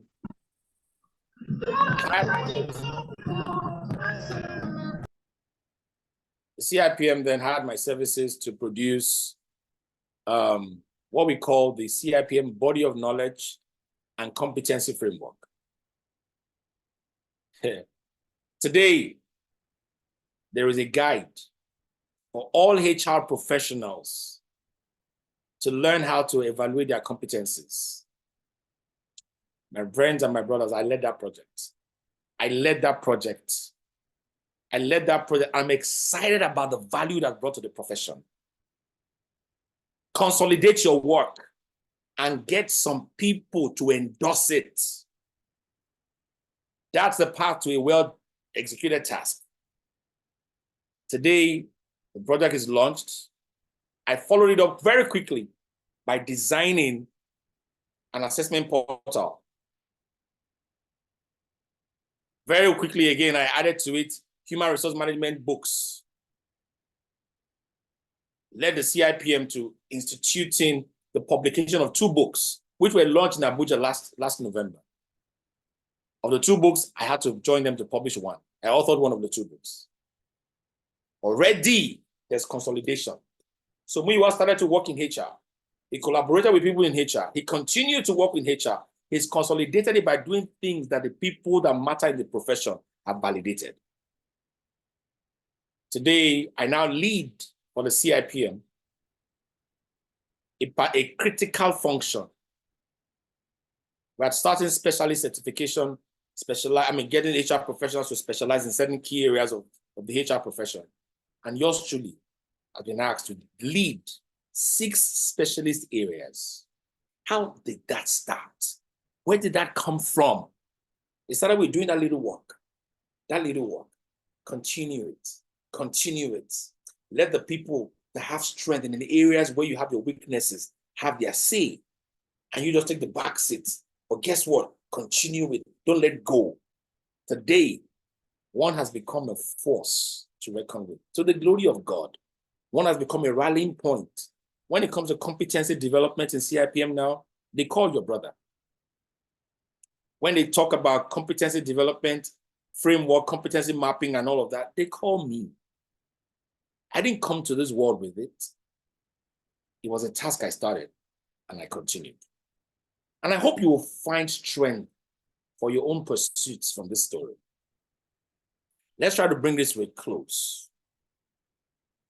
And I say this again, look at the pictures on the screen, everybody. Can you see the pictures on the screen? Confirm to me you can see the pictures on the screen, please. Please confirm. We can. All right.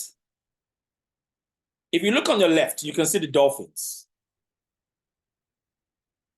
Right there on top on the right, you will see the call them the, I don't know if they are sparrows or eagles or whatever, or birds. In the middle there, bottom, you find the tree in the ground. Focus on the dolphin. Take the dolphin out of that water and put the dolphin on the grass. The dolphin will not be able to do these acrobatic moves that it's doing there. Take those birds and put them in the water. I'm sure you know they will die.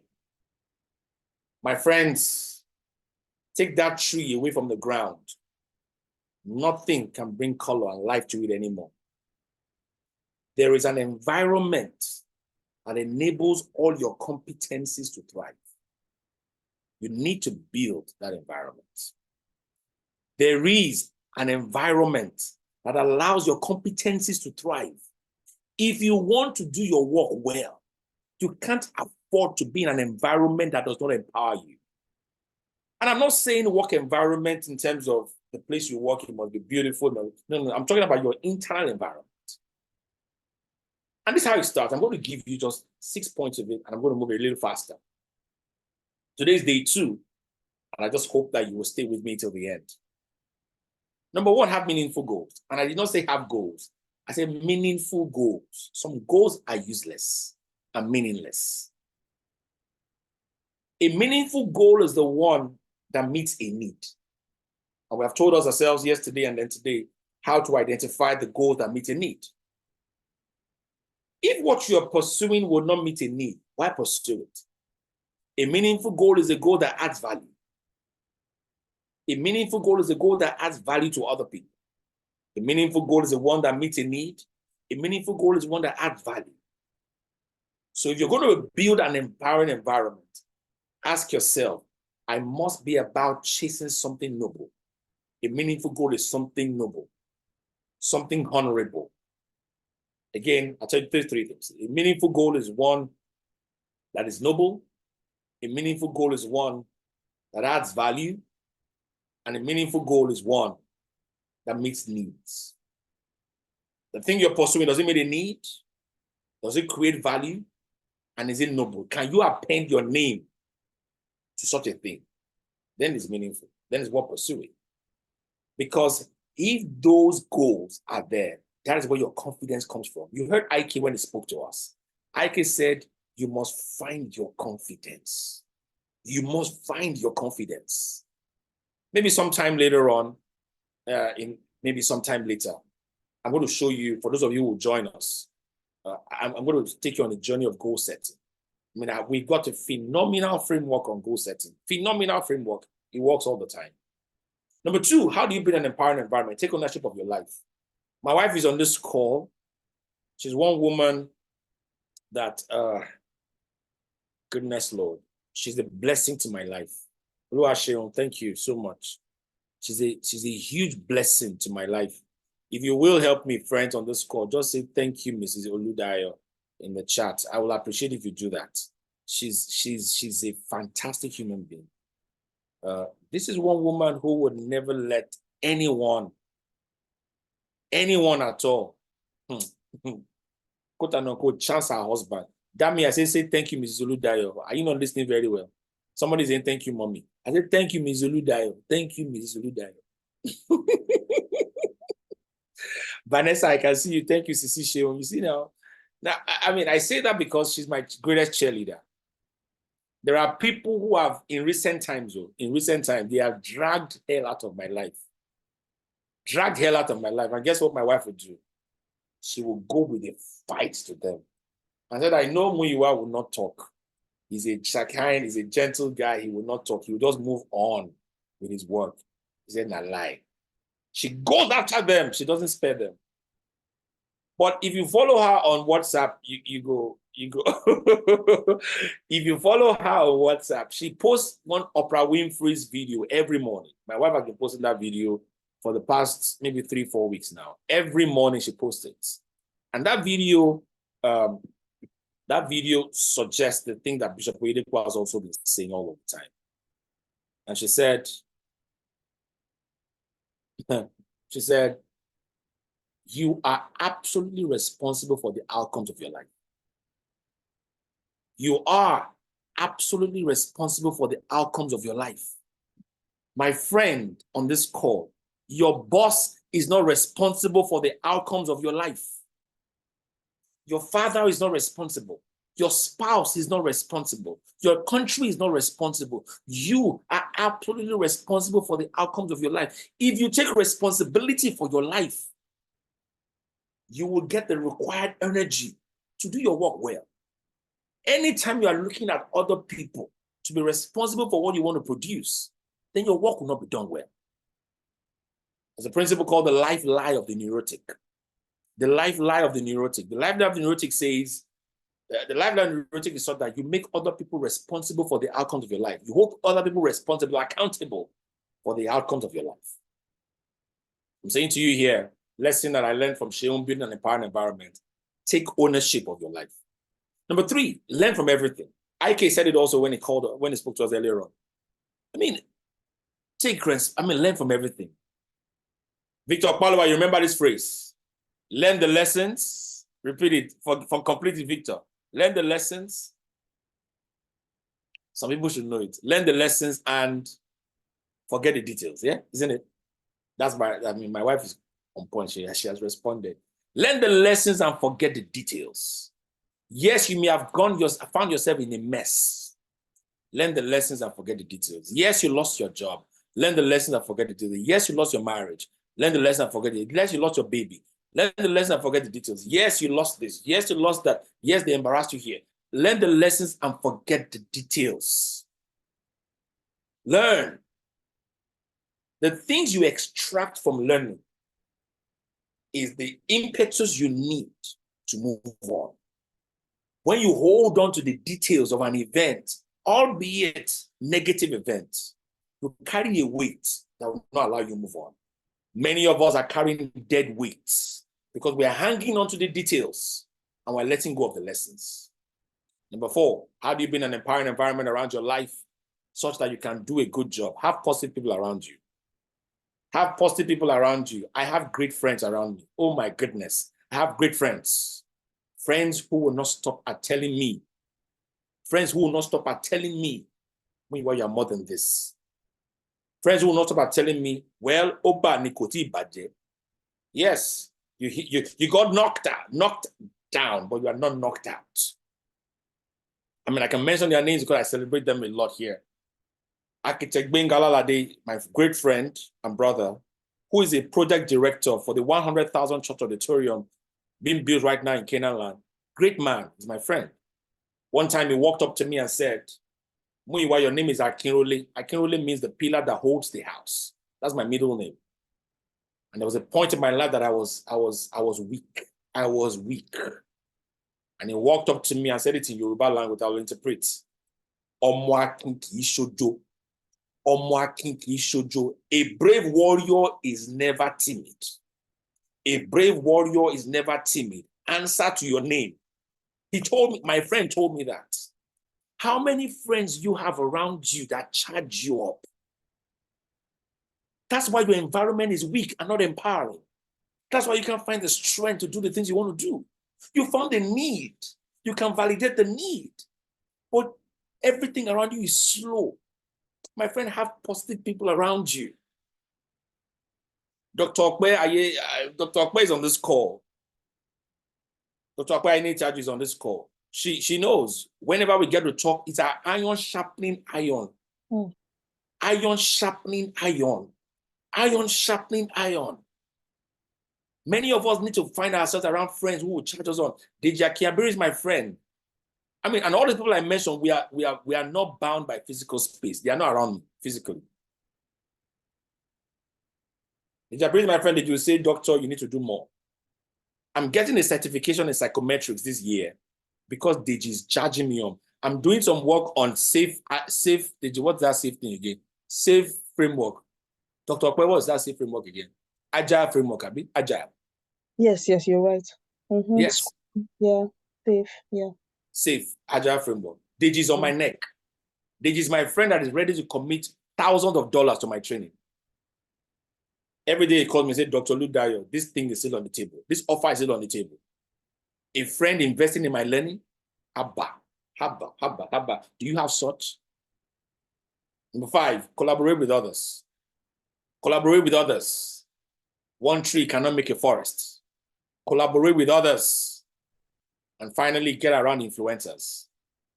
Get around influencers.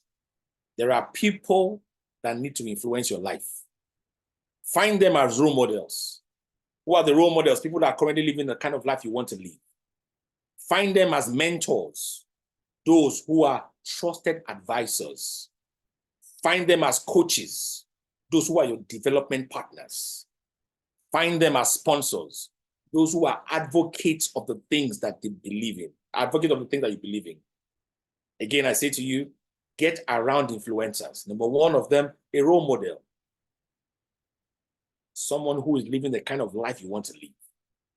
2 is a mentor, a trusted advisor. 3 is a coach, your development partner, someone who walk the work with you. And then a sponsor, someone who is ready to commit his resources for your lifting. I got a lot of that. Bishop David Oyedepo was my sponsor. Gave me an opportunity to become Dean of Students of Covenant University at 29 years old.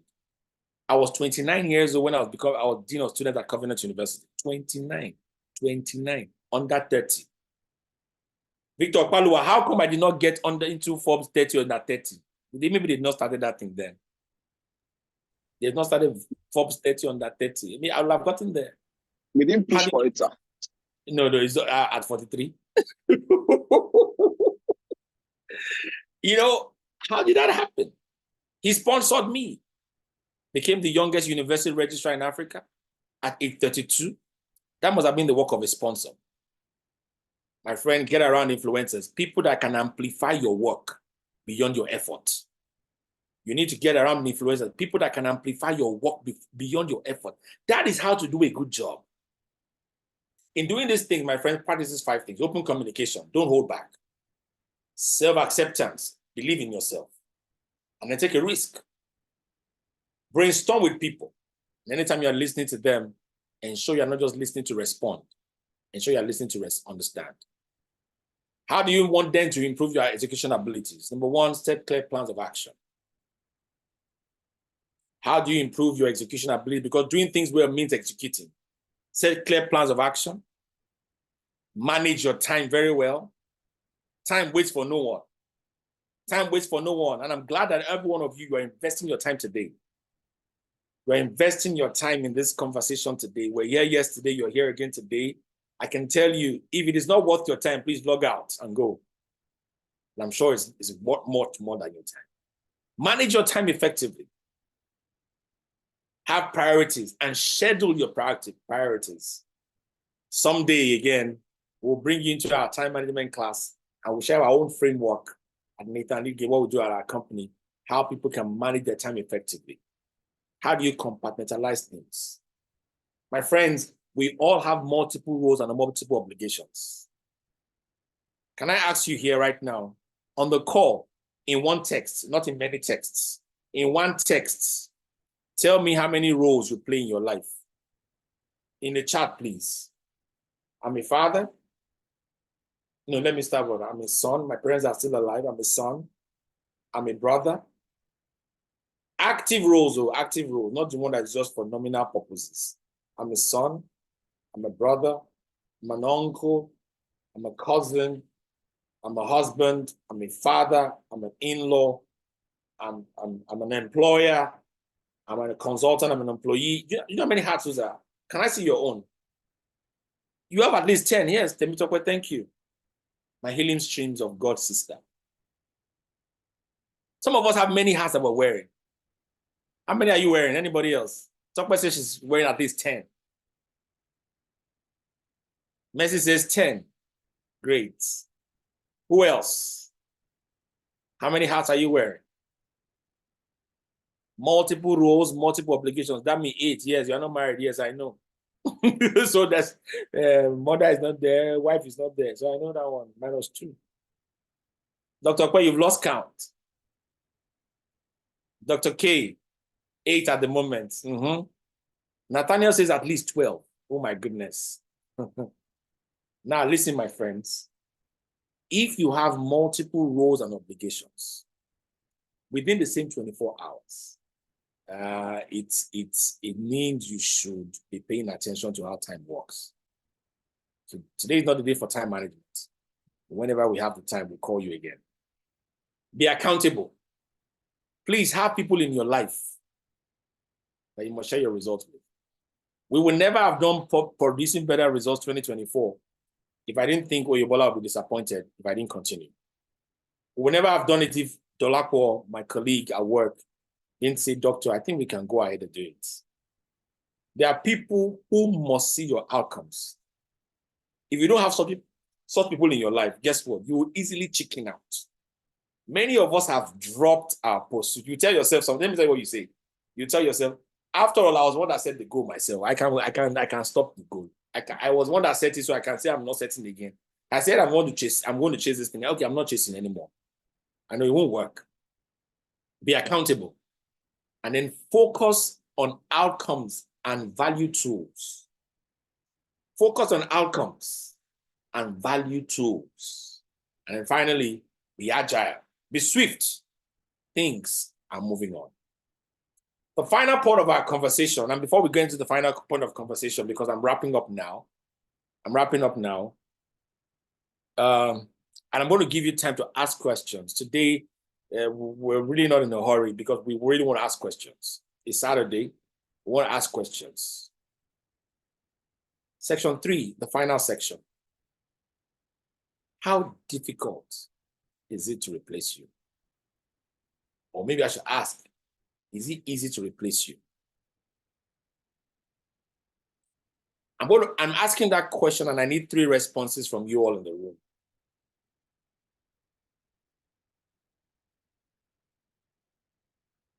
If you know you need help in this area, just type in the chat. Joshua, please pick every name that is in the chat.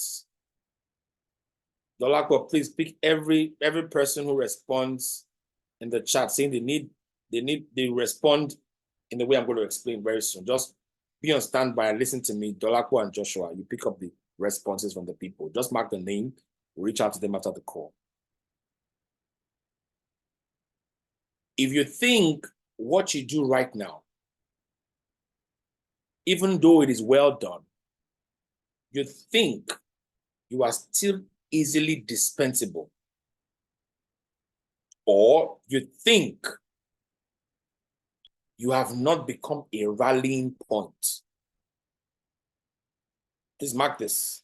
If you think you are easily dispensable, or you think you have not become a rallying point, if you respond on this call today, between now and the end of March, I'm going to give you 1 hour free coaching session. 1 hour free coaching session. If you feel that you are not a rallying point for the things that you do or you've been doing, or you think you can be easily displaced in the things that you are currently doing, and you don't want that to be your experience, please respond in the chat and take our free offer for a 1 hour coaching. All you want to say is, I need the coaching, or I need to be a rallying point. Say something in the affirmative that can help us identify you, and then we'll pick it up from there. I'll just give you 5 minutes to respond. No, not 5 minutes. 5 minutes is a lot of time. I'll just give you about 3 minutes. So please pick the names. Tolu Obianwu said something. She needs the coaching. I need the coaching to be a rallying point. I like that. Doc say I can do with it. Okay now. Some of you already have these things anyway. Lara, you already have this thing going for you, don't you? I'm looking at your face with side eye. That means I need to be indispensable. Lola, my coach. I need the coach in Salami Olayemi. Thank you. By the way, let me acknowledge on this call today. Is she here again? Coach Chi, I need you to say a word. I've been calling you since yesterday, but you've never said a word. I've been inviting you to say a word. Are you here? Coach, are you still here? Please now, say a word. Just say hello to the audience. I've asked you to unmute your mic. Coach Chi, you came with your entire workforce. Say something, please. Good evening, everybody. Good At evening, Dr. last, thank God. Olumuyiwa.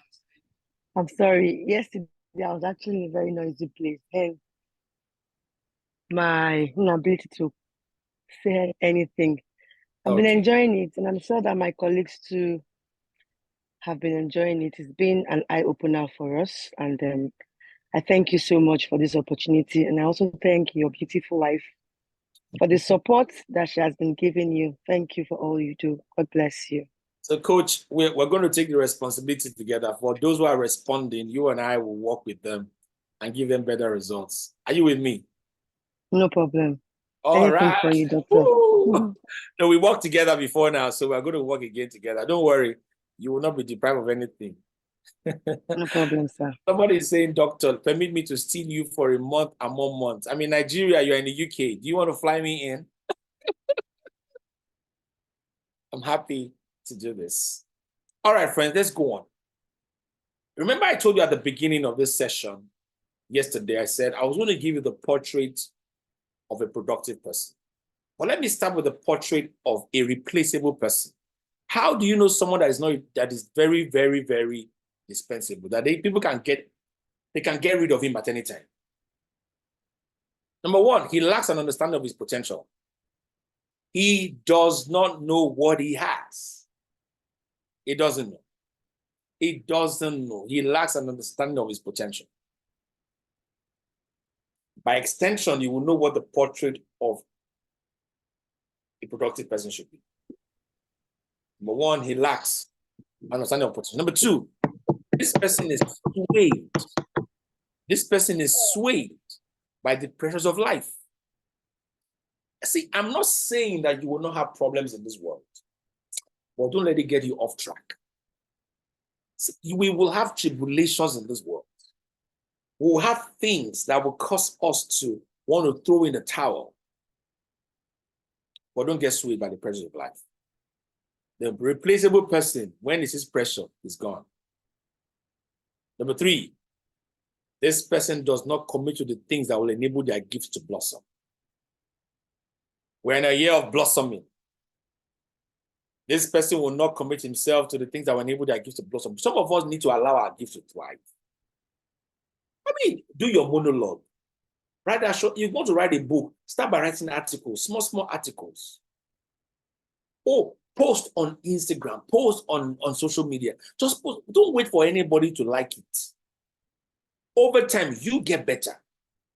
Never ask yourself what you're getting on the job. See, what's important is this, and I always tell people who are on the job, who you are becoming on the job, who you are becoming, the person you are becoming on the job is more important than what you're getting on the job. The person you are becoming on the job is more important than what you're getting on the job. The replaceable person is marked by misplaced priorities. Today, it is food that is his priority. Tomorrow, it is the certification.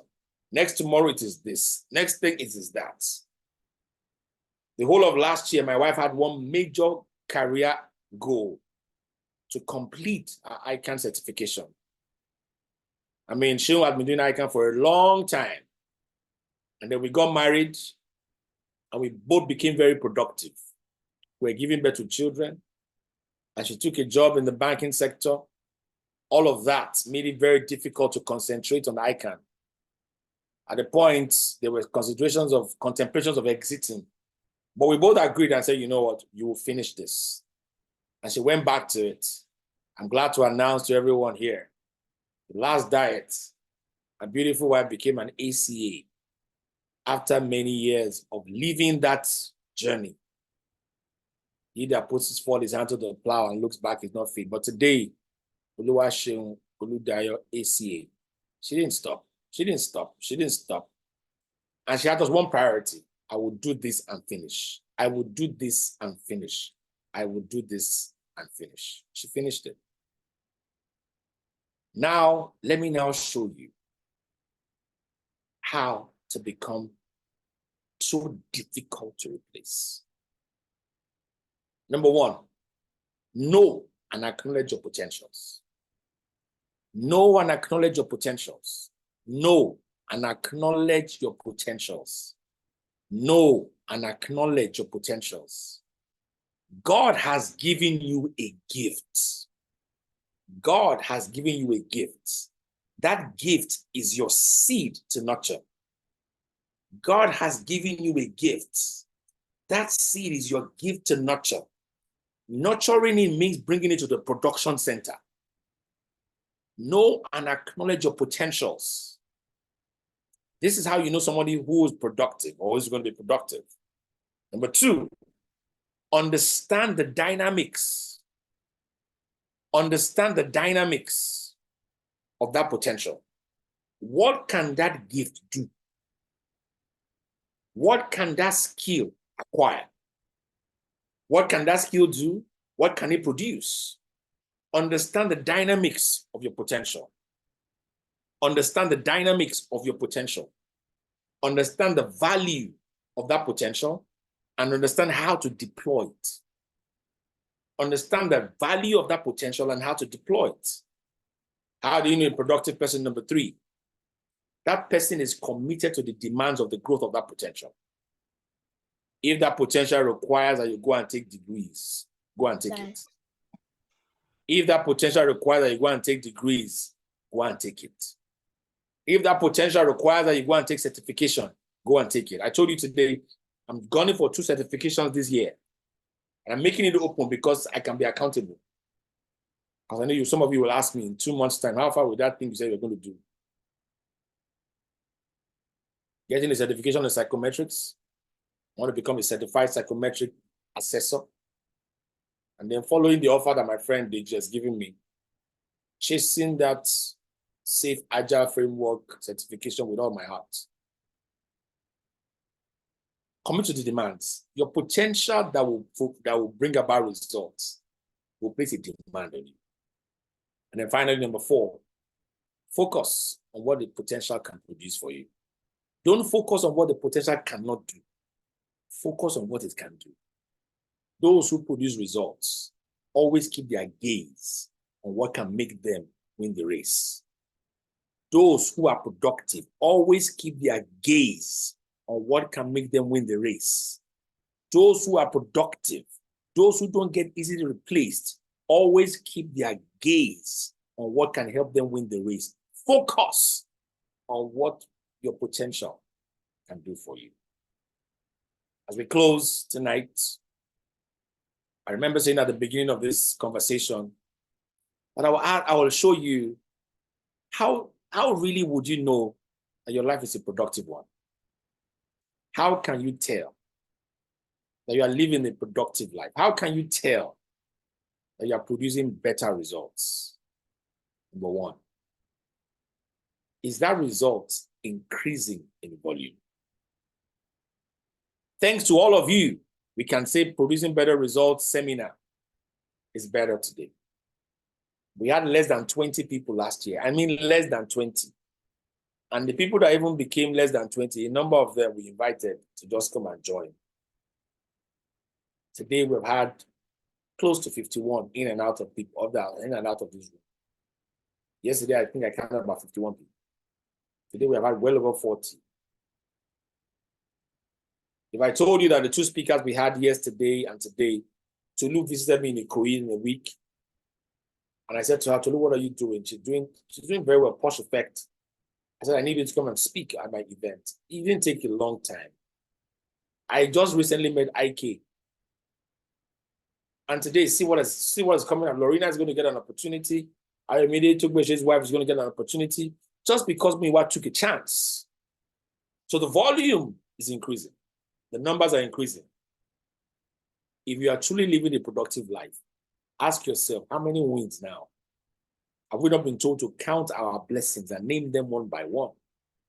Don't tell me God is not interested in numbers. If he's not interested in numbers, why will he write a book called Numbers? God is interested in numbers. He is interested in numbers. Add more to it. How many books have you written? You've written one book. It's on seller.co. Write more. Write more. Write more. If you go on my LinkedIn profile, my friends, you will see over 170 articles. My brother, Victor Opalua, who was then working with me as my executive assistant in the university, remembers that I gave myself a target every month to publish 5 articles. Every month to publish 5. Every month to publish 5 articles. Every month to publish 5 articles. Last year, I didn't publish any because I was very busy. But I have them as my article target. If you go to my draft on my LinkedIn profile, draft on my article, you find about 37 drafts, papers waiting to be written. Volume. Number 2, how do you know that your life is a productive one? Besides the number of people you can reach, besides the number of sheaves you are bringing to the table, besides the increasing number of things that you're doing, you are feeling the effect also in the lives of people. You can see that what you're doing is changing lives. You can see that what you're doing is changing results of the organization. You can see that what you're doing is changing or bringing about many things. You can see it. You can see it. You can see it. It's changing things. It's changing things. It's changing things. If you assess your life and you are saying, am I producing better results? Ask yourself, how many people were touched by this thing? Am I really touching people? What is changing? Because of this work that I have done, what is changing? My friend, how then do you know also that your life is a productive one? The things you're doing has a potential for legacy, has a potential to be continued after you. My morning muse will continue with Olumuyiwa Oludayo till whatever age that God permits me to do it. My morning muse will continue with any other person who wants to take it. That's why it's my morning muse with Olumuyiwa Oludayo. It can always be my morning muse with Joshua Oyebanjo, my morning muse with Nathan Oludayo, my morning muse with Ayomide Togbeshe, my morning muse with Dolapo Ebukunle. It can be my morning muse with anybody, I did Shola Ruti. It can be my morning muse with Eniola Olawale. It can be my morning muse with anybody. Who says so? By the time it becomes a brand, then you will know you've done something well. So I see the potential for legacy in that product. And that's why for me, it looks like it's a productive one. In conclusion, my friends, I always say this, and I thought to end this conversation, this 2-day conversation with you on this note. Ideas rule the world, but executors of ideas are the rulers of the world. If you would help me publish this story, this particular quote, I don't mind if you publish it on your WhatsApp story, your Instagram status, your Instagram story, your LinkedIn profile. See, just publish this thing and let people tell you what they believe about it. Ideas rule the world, that's the truth. But executors of ideas are the rulers of the world. You and I have been called to rule the world. You and I have been called unto dominion. You and I have been called to taking charge of the world that we live in today. If you want to rule the world, then you've got to execute your ideas. Before I yield the floor to Ebola to take questions, I've got a few books here, as usual, that I recommend to you. You can take a screenshot of the screen, and then you should be able to get it. You can get it. So take a screenshot of the screen and look for these 2 books. It will help you a great deal. Again, I'm recommending that you please follow us on my morning muse. If you can see my screen, everyone, I'm inviting you. We have published 687 videos of my morning muse. But if you go on my YouTube channel, as you can see my handle there, please subscribe to our channel. You will find there over 700 videos. I've got over 700 videos on my YouTube channel. Over 700 videos, some of them old videos, but very timeless in the insights that are shared there. I'm inviting you to follow me on Instagram, X, and on TikTok at Olumuyiwa Oludayo. I have a Snapchat account too, but I've never opened it. So, but it's also at Olumuyiwa Oludayo. But if you send me anything, I will never see it. I just opened the account so that nobody takes away my name. So you see this consistency with Olumuyiwa Oludayo. Somebody's wondering how I'm on Snapchat. Yes, I'm on Snapchat. But I do nothing with it. Okay, so please, I'm recommending that you join us on Instagram, on LinkedIn. I've got about 170 articles on LinkedIn. You will find something useful for yourself there. I've got a lot of videos also on YouTube. You will find something useful for yourself there. If you subscribe, you'll get notifications all the time, anytime I upload the videos. Again, I've got a gift for you. Besides beside the slides that you will get for everyone who registered, you will get this slide sent to you. Oyebola and Dolapo will advise us at the end of this conversation when and how you receive your certificates. But what you're seeing on the screen, this document is on my LinkedIn profile. Please go to my LinkedIn page and go to the document section of my LinkedIn page. This is my LinkedIn page. Take a screenshot so you can track me. Go on my LinkedIn page and you will find this document. It's called My Significant Circles of Professional Engagement. And you can see that circle there has 5 circles. Adeshola, can you remember when I shared this with you when I came to your place in Abuja? No. I shared this document with you. It was on my phone. And by the way, Okay. I just mentioned Abuja. Did I just mention Abuja? I'm in Abuja right now. Do you know? Oh, really? I should come and see your baby tomorrow. Don't worry. Yeah, definitely. Okay. So this document here, my friends, if you go on my LinkedIn profile and see, you can download it. It contains everything I want to do for a lifetime. It contains everything I want to do for a lifetime. And you're saying, what do you know what you want to do for a lifetime? Maybe. Everything I want to do for a lifetime. My significant circles of professional engagement. And so what you see on the top, that circle, those 5 circles or 5 sections of the circle represent different organizations. Evaluated personality is OAO, Olumuyiwa Oludayo. Organizational management practice, Nathan Leadgate, my company. Higher education advisory services, I've got a company called Sapiens Brow. All we do there is we do higher education management consulting services. We help universities and those who are, trying to go into university administration, we help them end-to-end. Student lifecycle management, infrastructure development, technology solutions, we do there. And then you see data, research, and insights. We have got a product called the Workplace Survey. You can also check out on the workplacesurvey.com. For the past 4 years, 4 rounds, we have been conducting surveys on workplace readiness. We call it the Workplace Readiness Survey. What prepares the undergraduate the most for the world of work?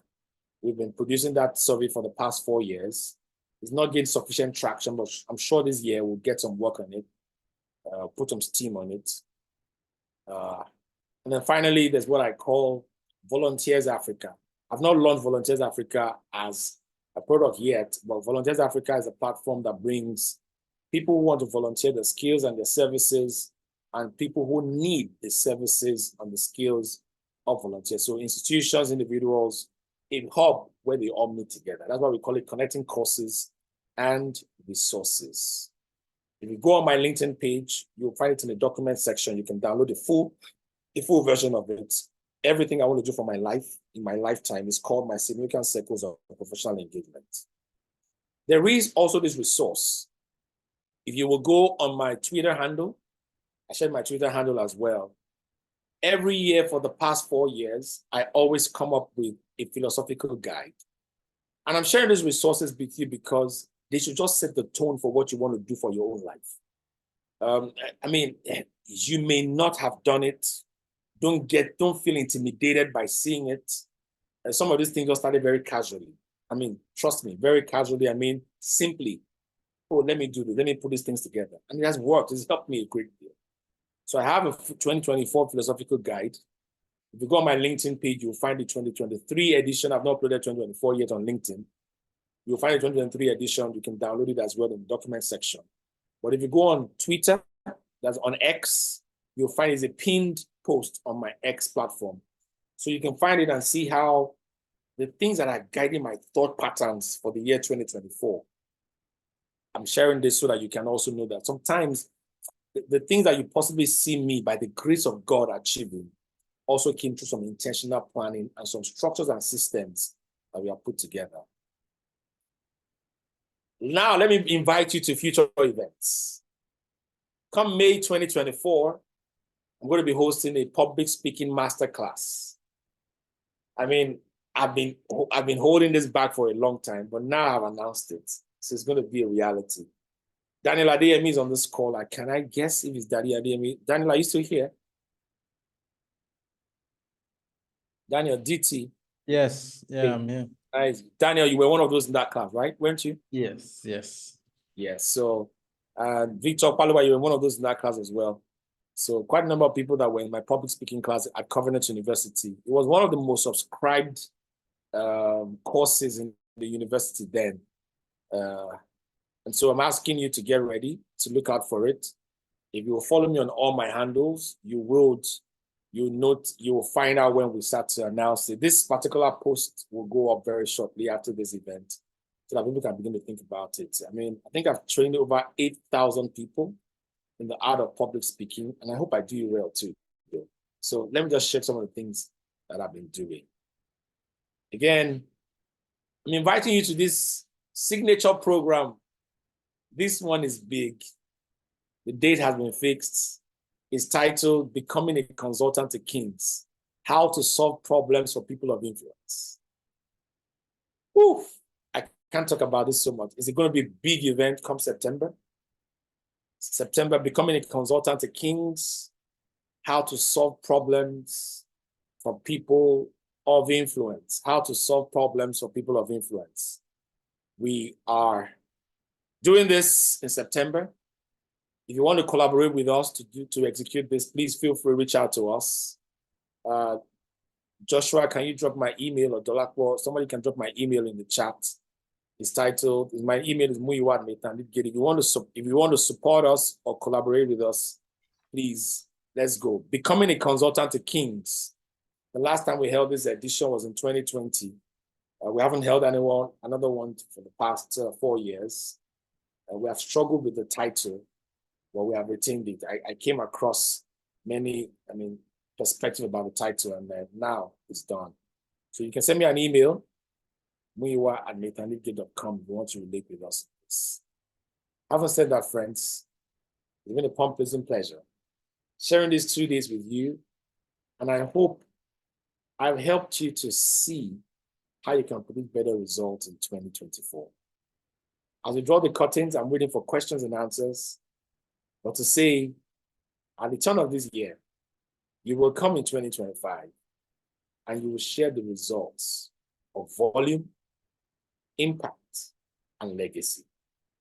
When you come in 2025, you will share your own stories of increased volume, increased impact, and increasing legacy. Thank you very much. Over to you now, Oyebola. Thank you, thank you, thank you. Please, let's appreciate Doctor for a time well spent. You can use the comment section, or you can turn on your camera. Let's appreciate Doctor. Thank you so much, Doctor. That was amazing. That was overvalue again. Thank you. Oh, that's great. So in one word, can you describe how the session went for you? In one word, can you describe how the session went for you? Let's use the comment section. Also, if you have a question, this is the right time to ask your question. Oh, awesome. Talk says, indeed overvalued, was awesome. Okwe says, as always, God bless you, Doctor. Explosive, mind-blowing, enlightening, massive, amazing. Lots of light bulb moments. Yes, mind-blowing, superb, phenomenal. That is correct. Thank you so much. Please, do we have any questions? While we're waiting for questions, Dolapo is going to share a link in the comment section. Please, if you've not filled the link or the form rather, please do well to tap on the link and fill the form so that you can get your certificates. Also, we'll be sending everyone a feedback form so that we can hear from you as well, how the session went, what you think.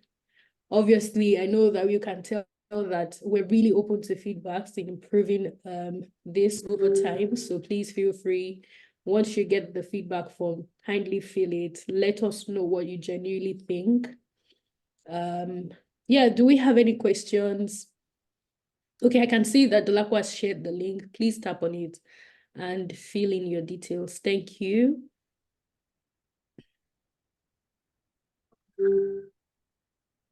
Okwe says she missed the last 2 points on the slide. I think we're going to share the slide, right, Doctor? Yes, we'll share the slides. Okay, so Okwe will be sharing the slide. Also, Doctor is okay. I hope you can also see the slide on the screen. He's taking it back. Do we have any questions, please? If you have a question, please unmute yourself and ask your question, or you can drop your question in the comment section. All right.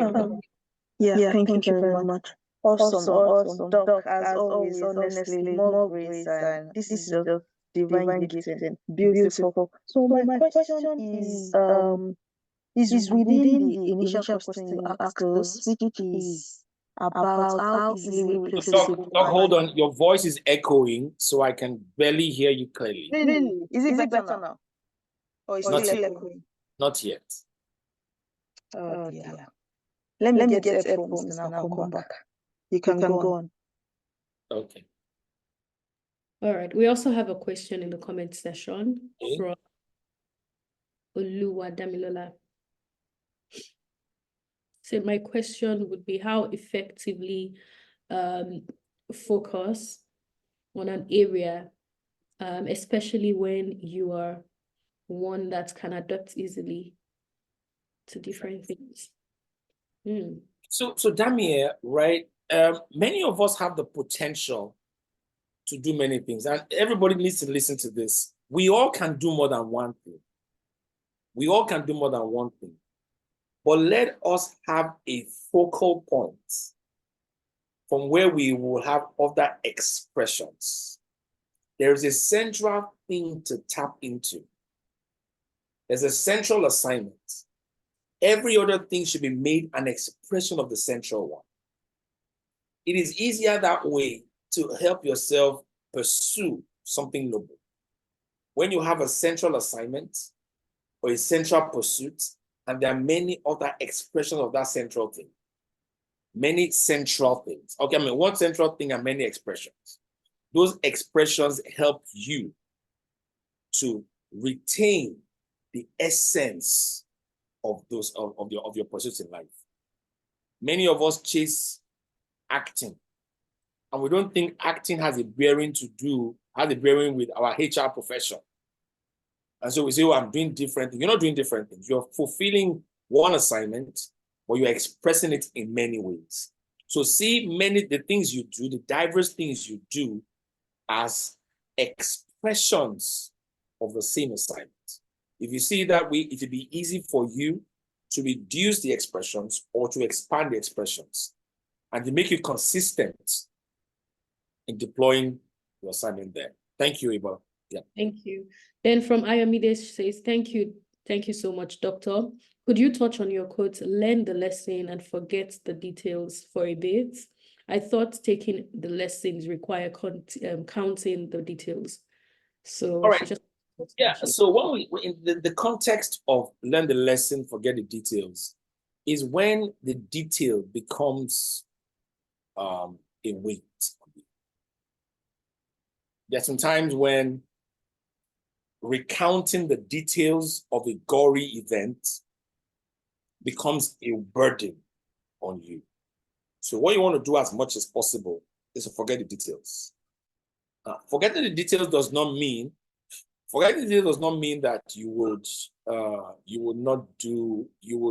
completely ignore events. It means you're not paying attention to them. You're not allowing it to determine your experience. What is most important is the lesson and not the detail of the event. In fact, even good things that have happened in your life, you want to be very careful how you accept and you hold on to the details of good days of your life. Because if you continue to hold on to good days of your life, chances are that you'll not surpass what you're doing. And so let's learn the lesson, forget the details, because they can either be a weight, a burden, or a distraction. Go back, Abba. That was good. All right. So thank you very much. From Messi. Oh, Messi Agumadu. Hi, Messi. Hi, ma'am. So the question from her says, how best can one handle a situation where a boss expects results before the expected cycle requires for delivery? So how best can one handle such situation when your bosses expect results before the expected cycle required for delivery? Okay, so all the people that work with us have a style. When you know someone with the style at which he works, you align your style, you align your efforts with his. If you know your boss is one who will give you an assignment for 2 weeks, but will come at the end of, before the end of 1 week to ask for it, if you know him to be a man like that, then give it to him. The story is told, and I'm sure Mercy knows the story very well. The story is told of a rich man who gave talents to his workers. And one he gave 5, to another he gave 2, and to another one he gave 1. The one he gave 5 went to trade with it. The one he gave 2 went to trade with it. And the last person had 1. He did not trade with it. He buried it in the ground. And so when the man came and said, hey, what did you do with the 5 that I gave you? He said, well, I traded with it. I got 5 more. Then there's one with 2 says, oh, I traded with it. I got 2 more. The one with 1 said, I have always known you, sir. I've known you, sir, to be someone who reaps from where he did not sow. And so what I did with your money was that I just put it in the ground. Oh yeah, I know that one day you will come and ask me, here is your money, take. I did not do anything with it because I know you. You expect me to go to the market to go and work with your money and come and reap. You want to be using me. That's what that guy was, in literal terms, that's what the guy was saying. You want to use me to shine. You want to use my glory to be taken to shine. But the man said, hey, understandable. The minimum you will have done is to go and put my money with the usurers, with the bank. At least you will earn an interest. Even if you didn't want me to reap from where I did not sow, you also did not use that resource well at all. So knowing the person and what he demands requires that give to Caesar what belongs to Caesar. It may never be the standard, but because you know what, you want to know how to manage your boss, you use that approach to get the work done. Thank you.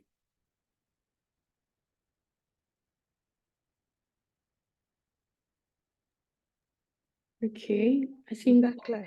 Yeah, Opa, you can unmute yourself if Okay, that's is it clear? Can you yes, hear me yes, better? yes, it's okay. Yeah. I've typed, but I don't know if that's concise enough and if it's clear Let's hear enough. you. Let's hear you. Issue. Yeah. So, my sort of profession is one of impacting knowledge and of course, sharing best practices and doing these things passionately and willingly, Then with this topic on how can you make yourself irreplaceable? So how do you balance that? I remember back in the days, you have this sort of thoughts that you have to hold something back so that at least they will rally after you. But because of the advancement in the world, for me personally, I don't bother thinking that way. That okay, if I give all I have out and I deposit it on others, that means I've created many replica of myself, which is fine.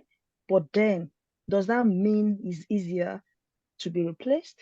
Or is there a strategy that we need to also put in mind to balance this out? Is that clear? Yeah, very clear. Very clear. So, Doc, when we say that make it difficult to replace you, the conversation there is you must make it difficult for people to forget that you are relevant to that conversation, to that task. Who comes to mind when they want to solve a particular problem? Do you come to mind? Yeah. If you don't come to mind, then you have been replaced. That's what I mean. Oh, sure. If you are not the person that they would rather consider, if you are not one of the people they would consider to get certain things done, then you have been replaced. That's why I said you've got to make yourself a rallying point. Yeah. So, because there'll be many of us that will do the things that has a need. There'll be many of us that will do a very good job. But not many of us will know how to sustain our relevance, our continued relevance with the people around us. So the responsibility is this. As you keep volunteering in other people's causes, you become irreplaceable, meaning you become sought after. There's a cause happening somewhere. You have an opportunity to contribute to somebody's agenda. The moment you contribute to that person's agenda, guess what? He won't forget you. He wins. Another person's agenda, and this contribution doesn't mean you are there doing everything every day. A significant thought. I can tell both of you today, everybody today, that Oyebola and myself are cooking. We are cooking something significant for African youths. We had a great session over 2 hours, about 2 hour session a few days ago. And we are cooking something for African youth this year, 2024. Now, but can I be honest with you? Oyebola and I have not talked in 7 months. I'm not sure we have had conversation in 7 months. But when we started to talk, when I was going to think of PBR, producing better results, she was the only one that came, her name came to my head. Wow. Because she could not have been replaced. Wow. There's no way she could have been replaced. It is not her program, even though she was the one that God used to start it, to inspire it in my heart, but I can't think of anybody else, right? So she was not replaced. Even though I didn't speak with her for 7 months, she's still there. She has her place. Beautiful. And we have taken it on. So Doc, what it is everything that is of importance to people, the people that you want to influence, whether they're above you or they're your contemporaries or they're beneath you, everyone that you want to influence, find out what courses they are out on. Find out what big things they are doing and contribute your quota. Contribute your quota. Contribute something that is significant and memorable. Something that leaves a lasting impression in their work. Valuable things. And guess what?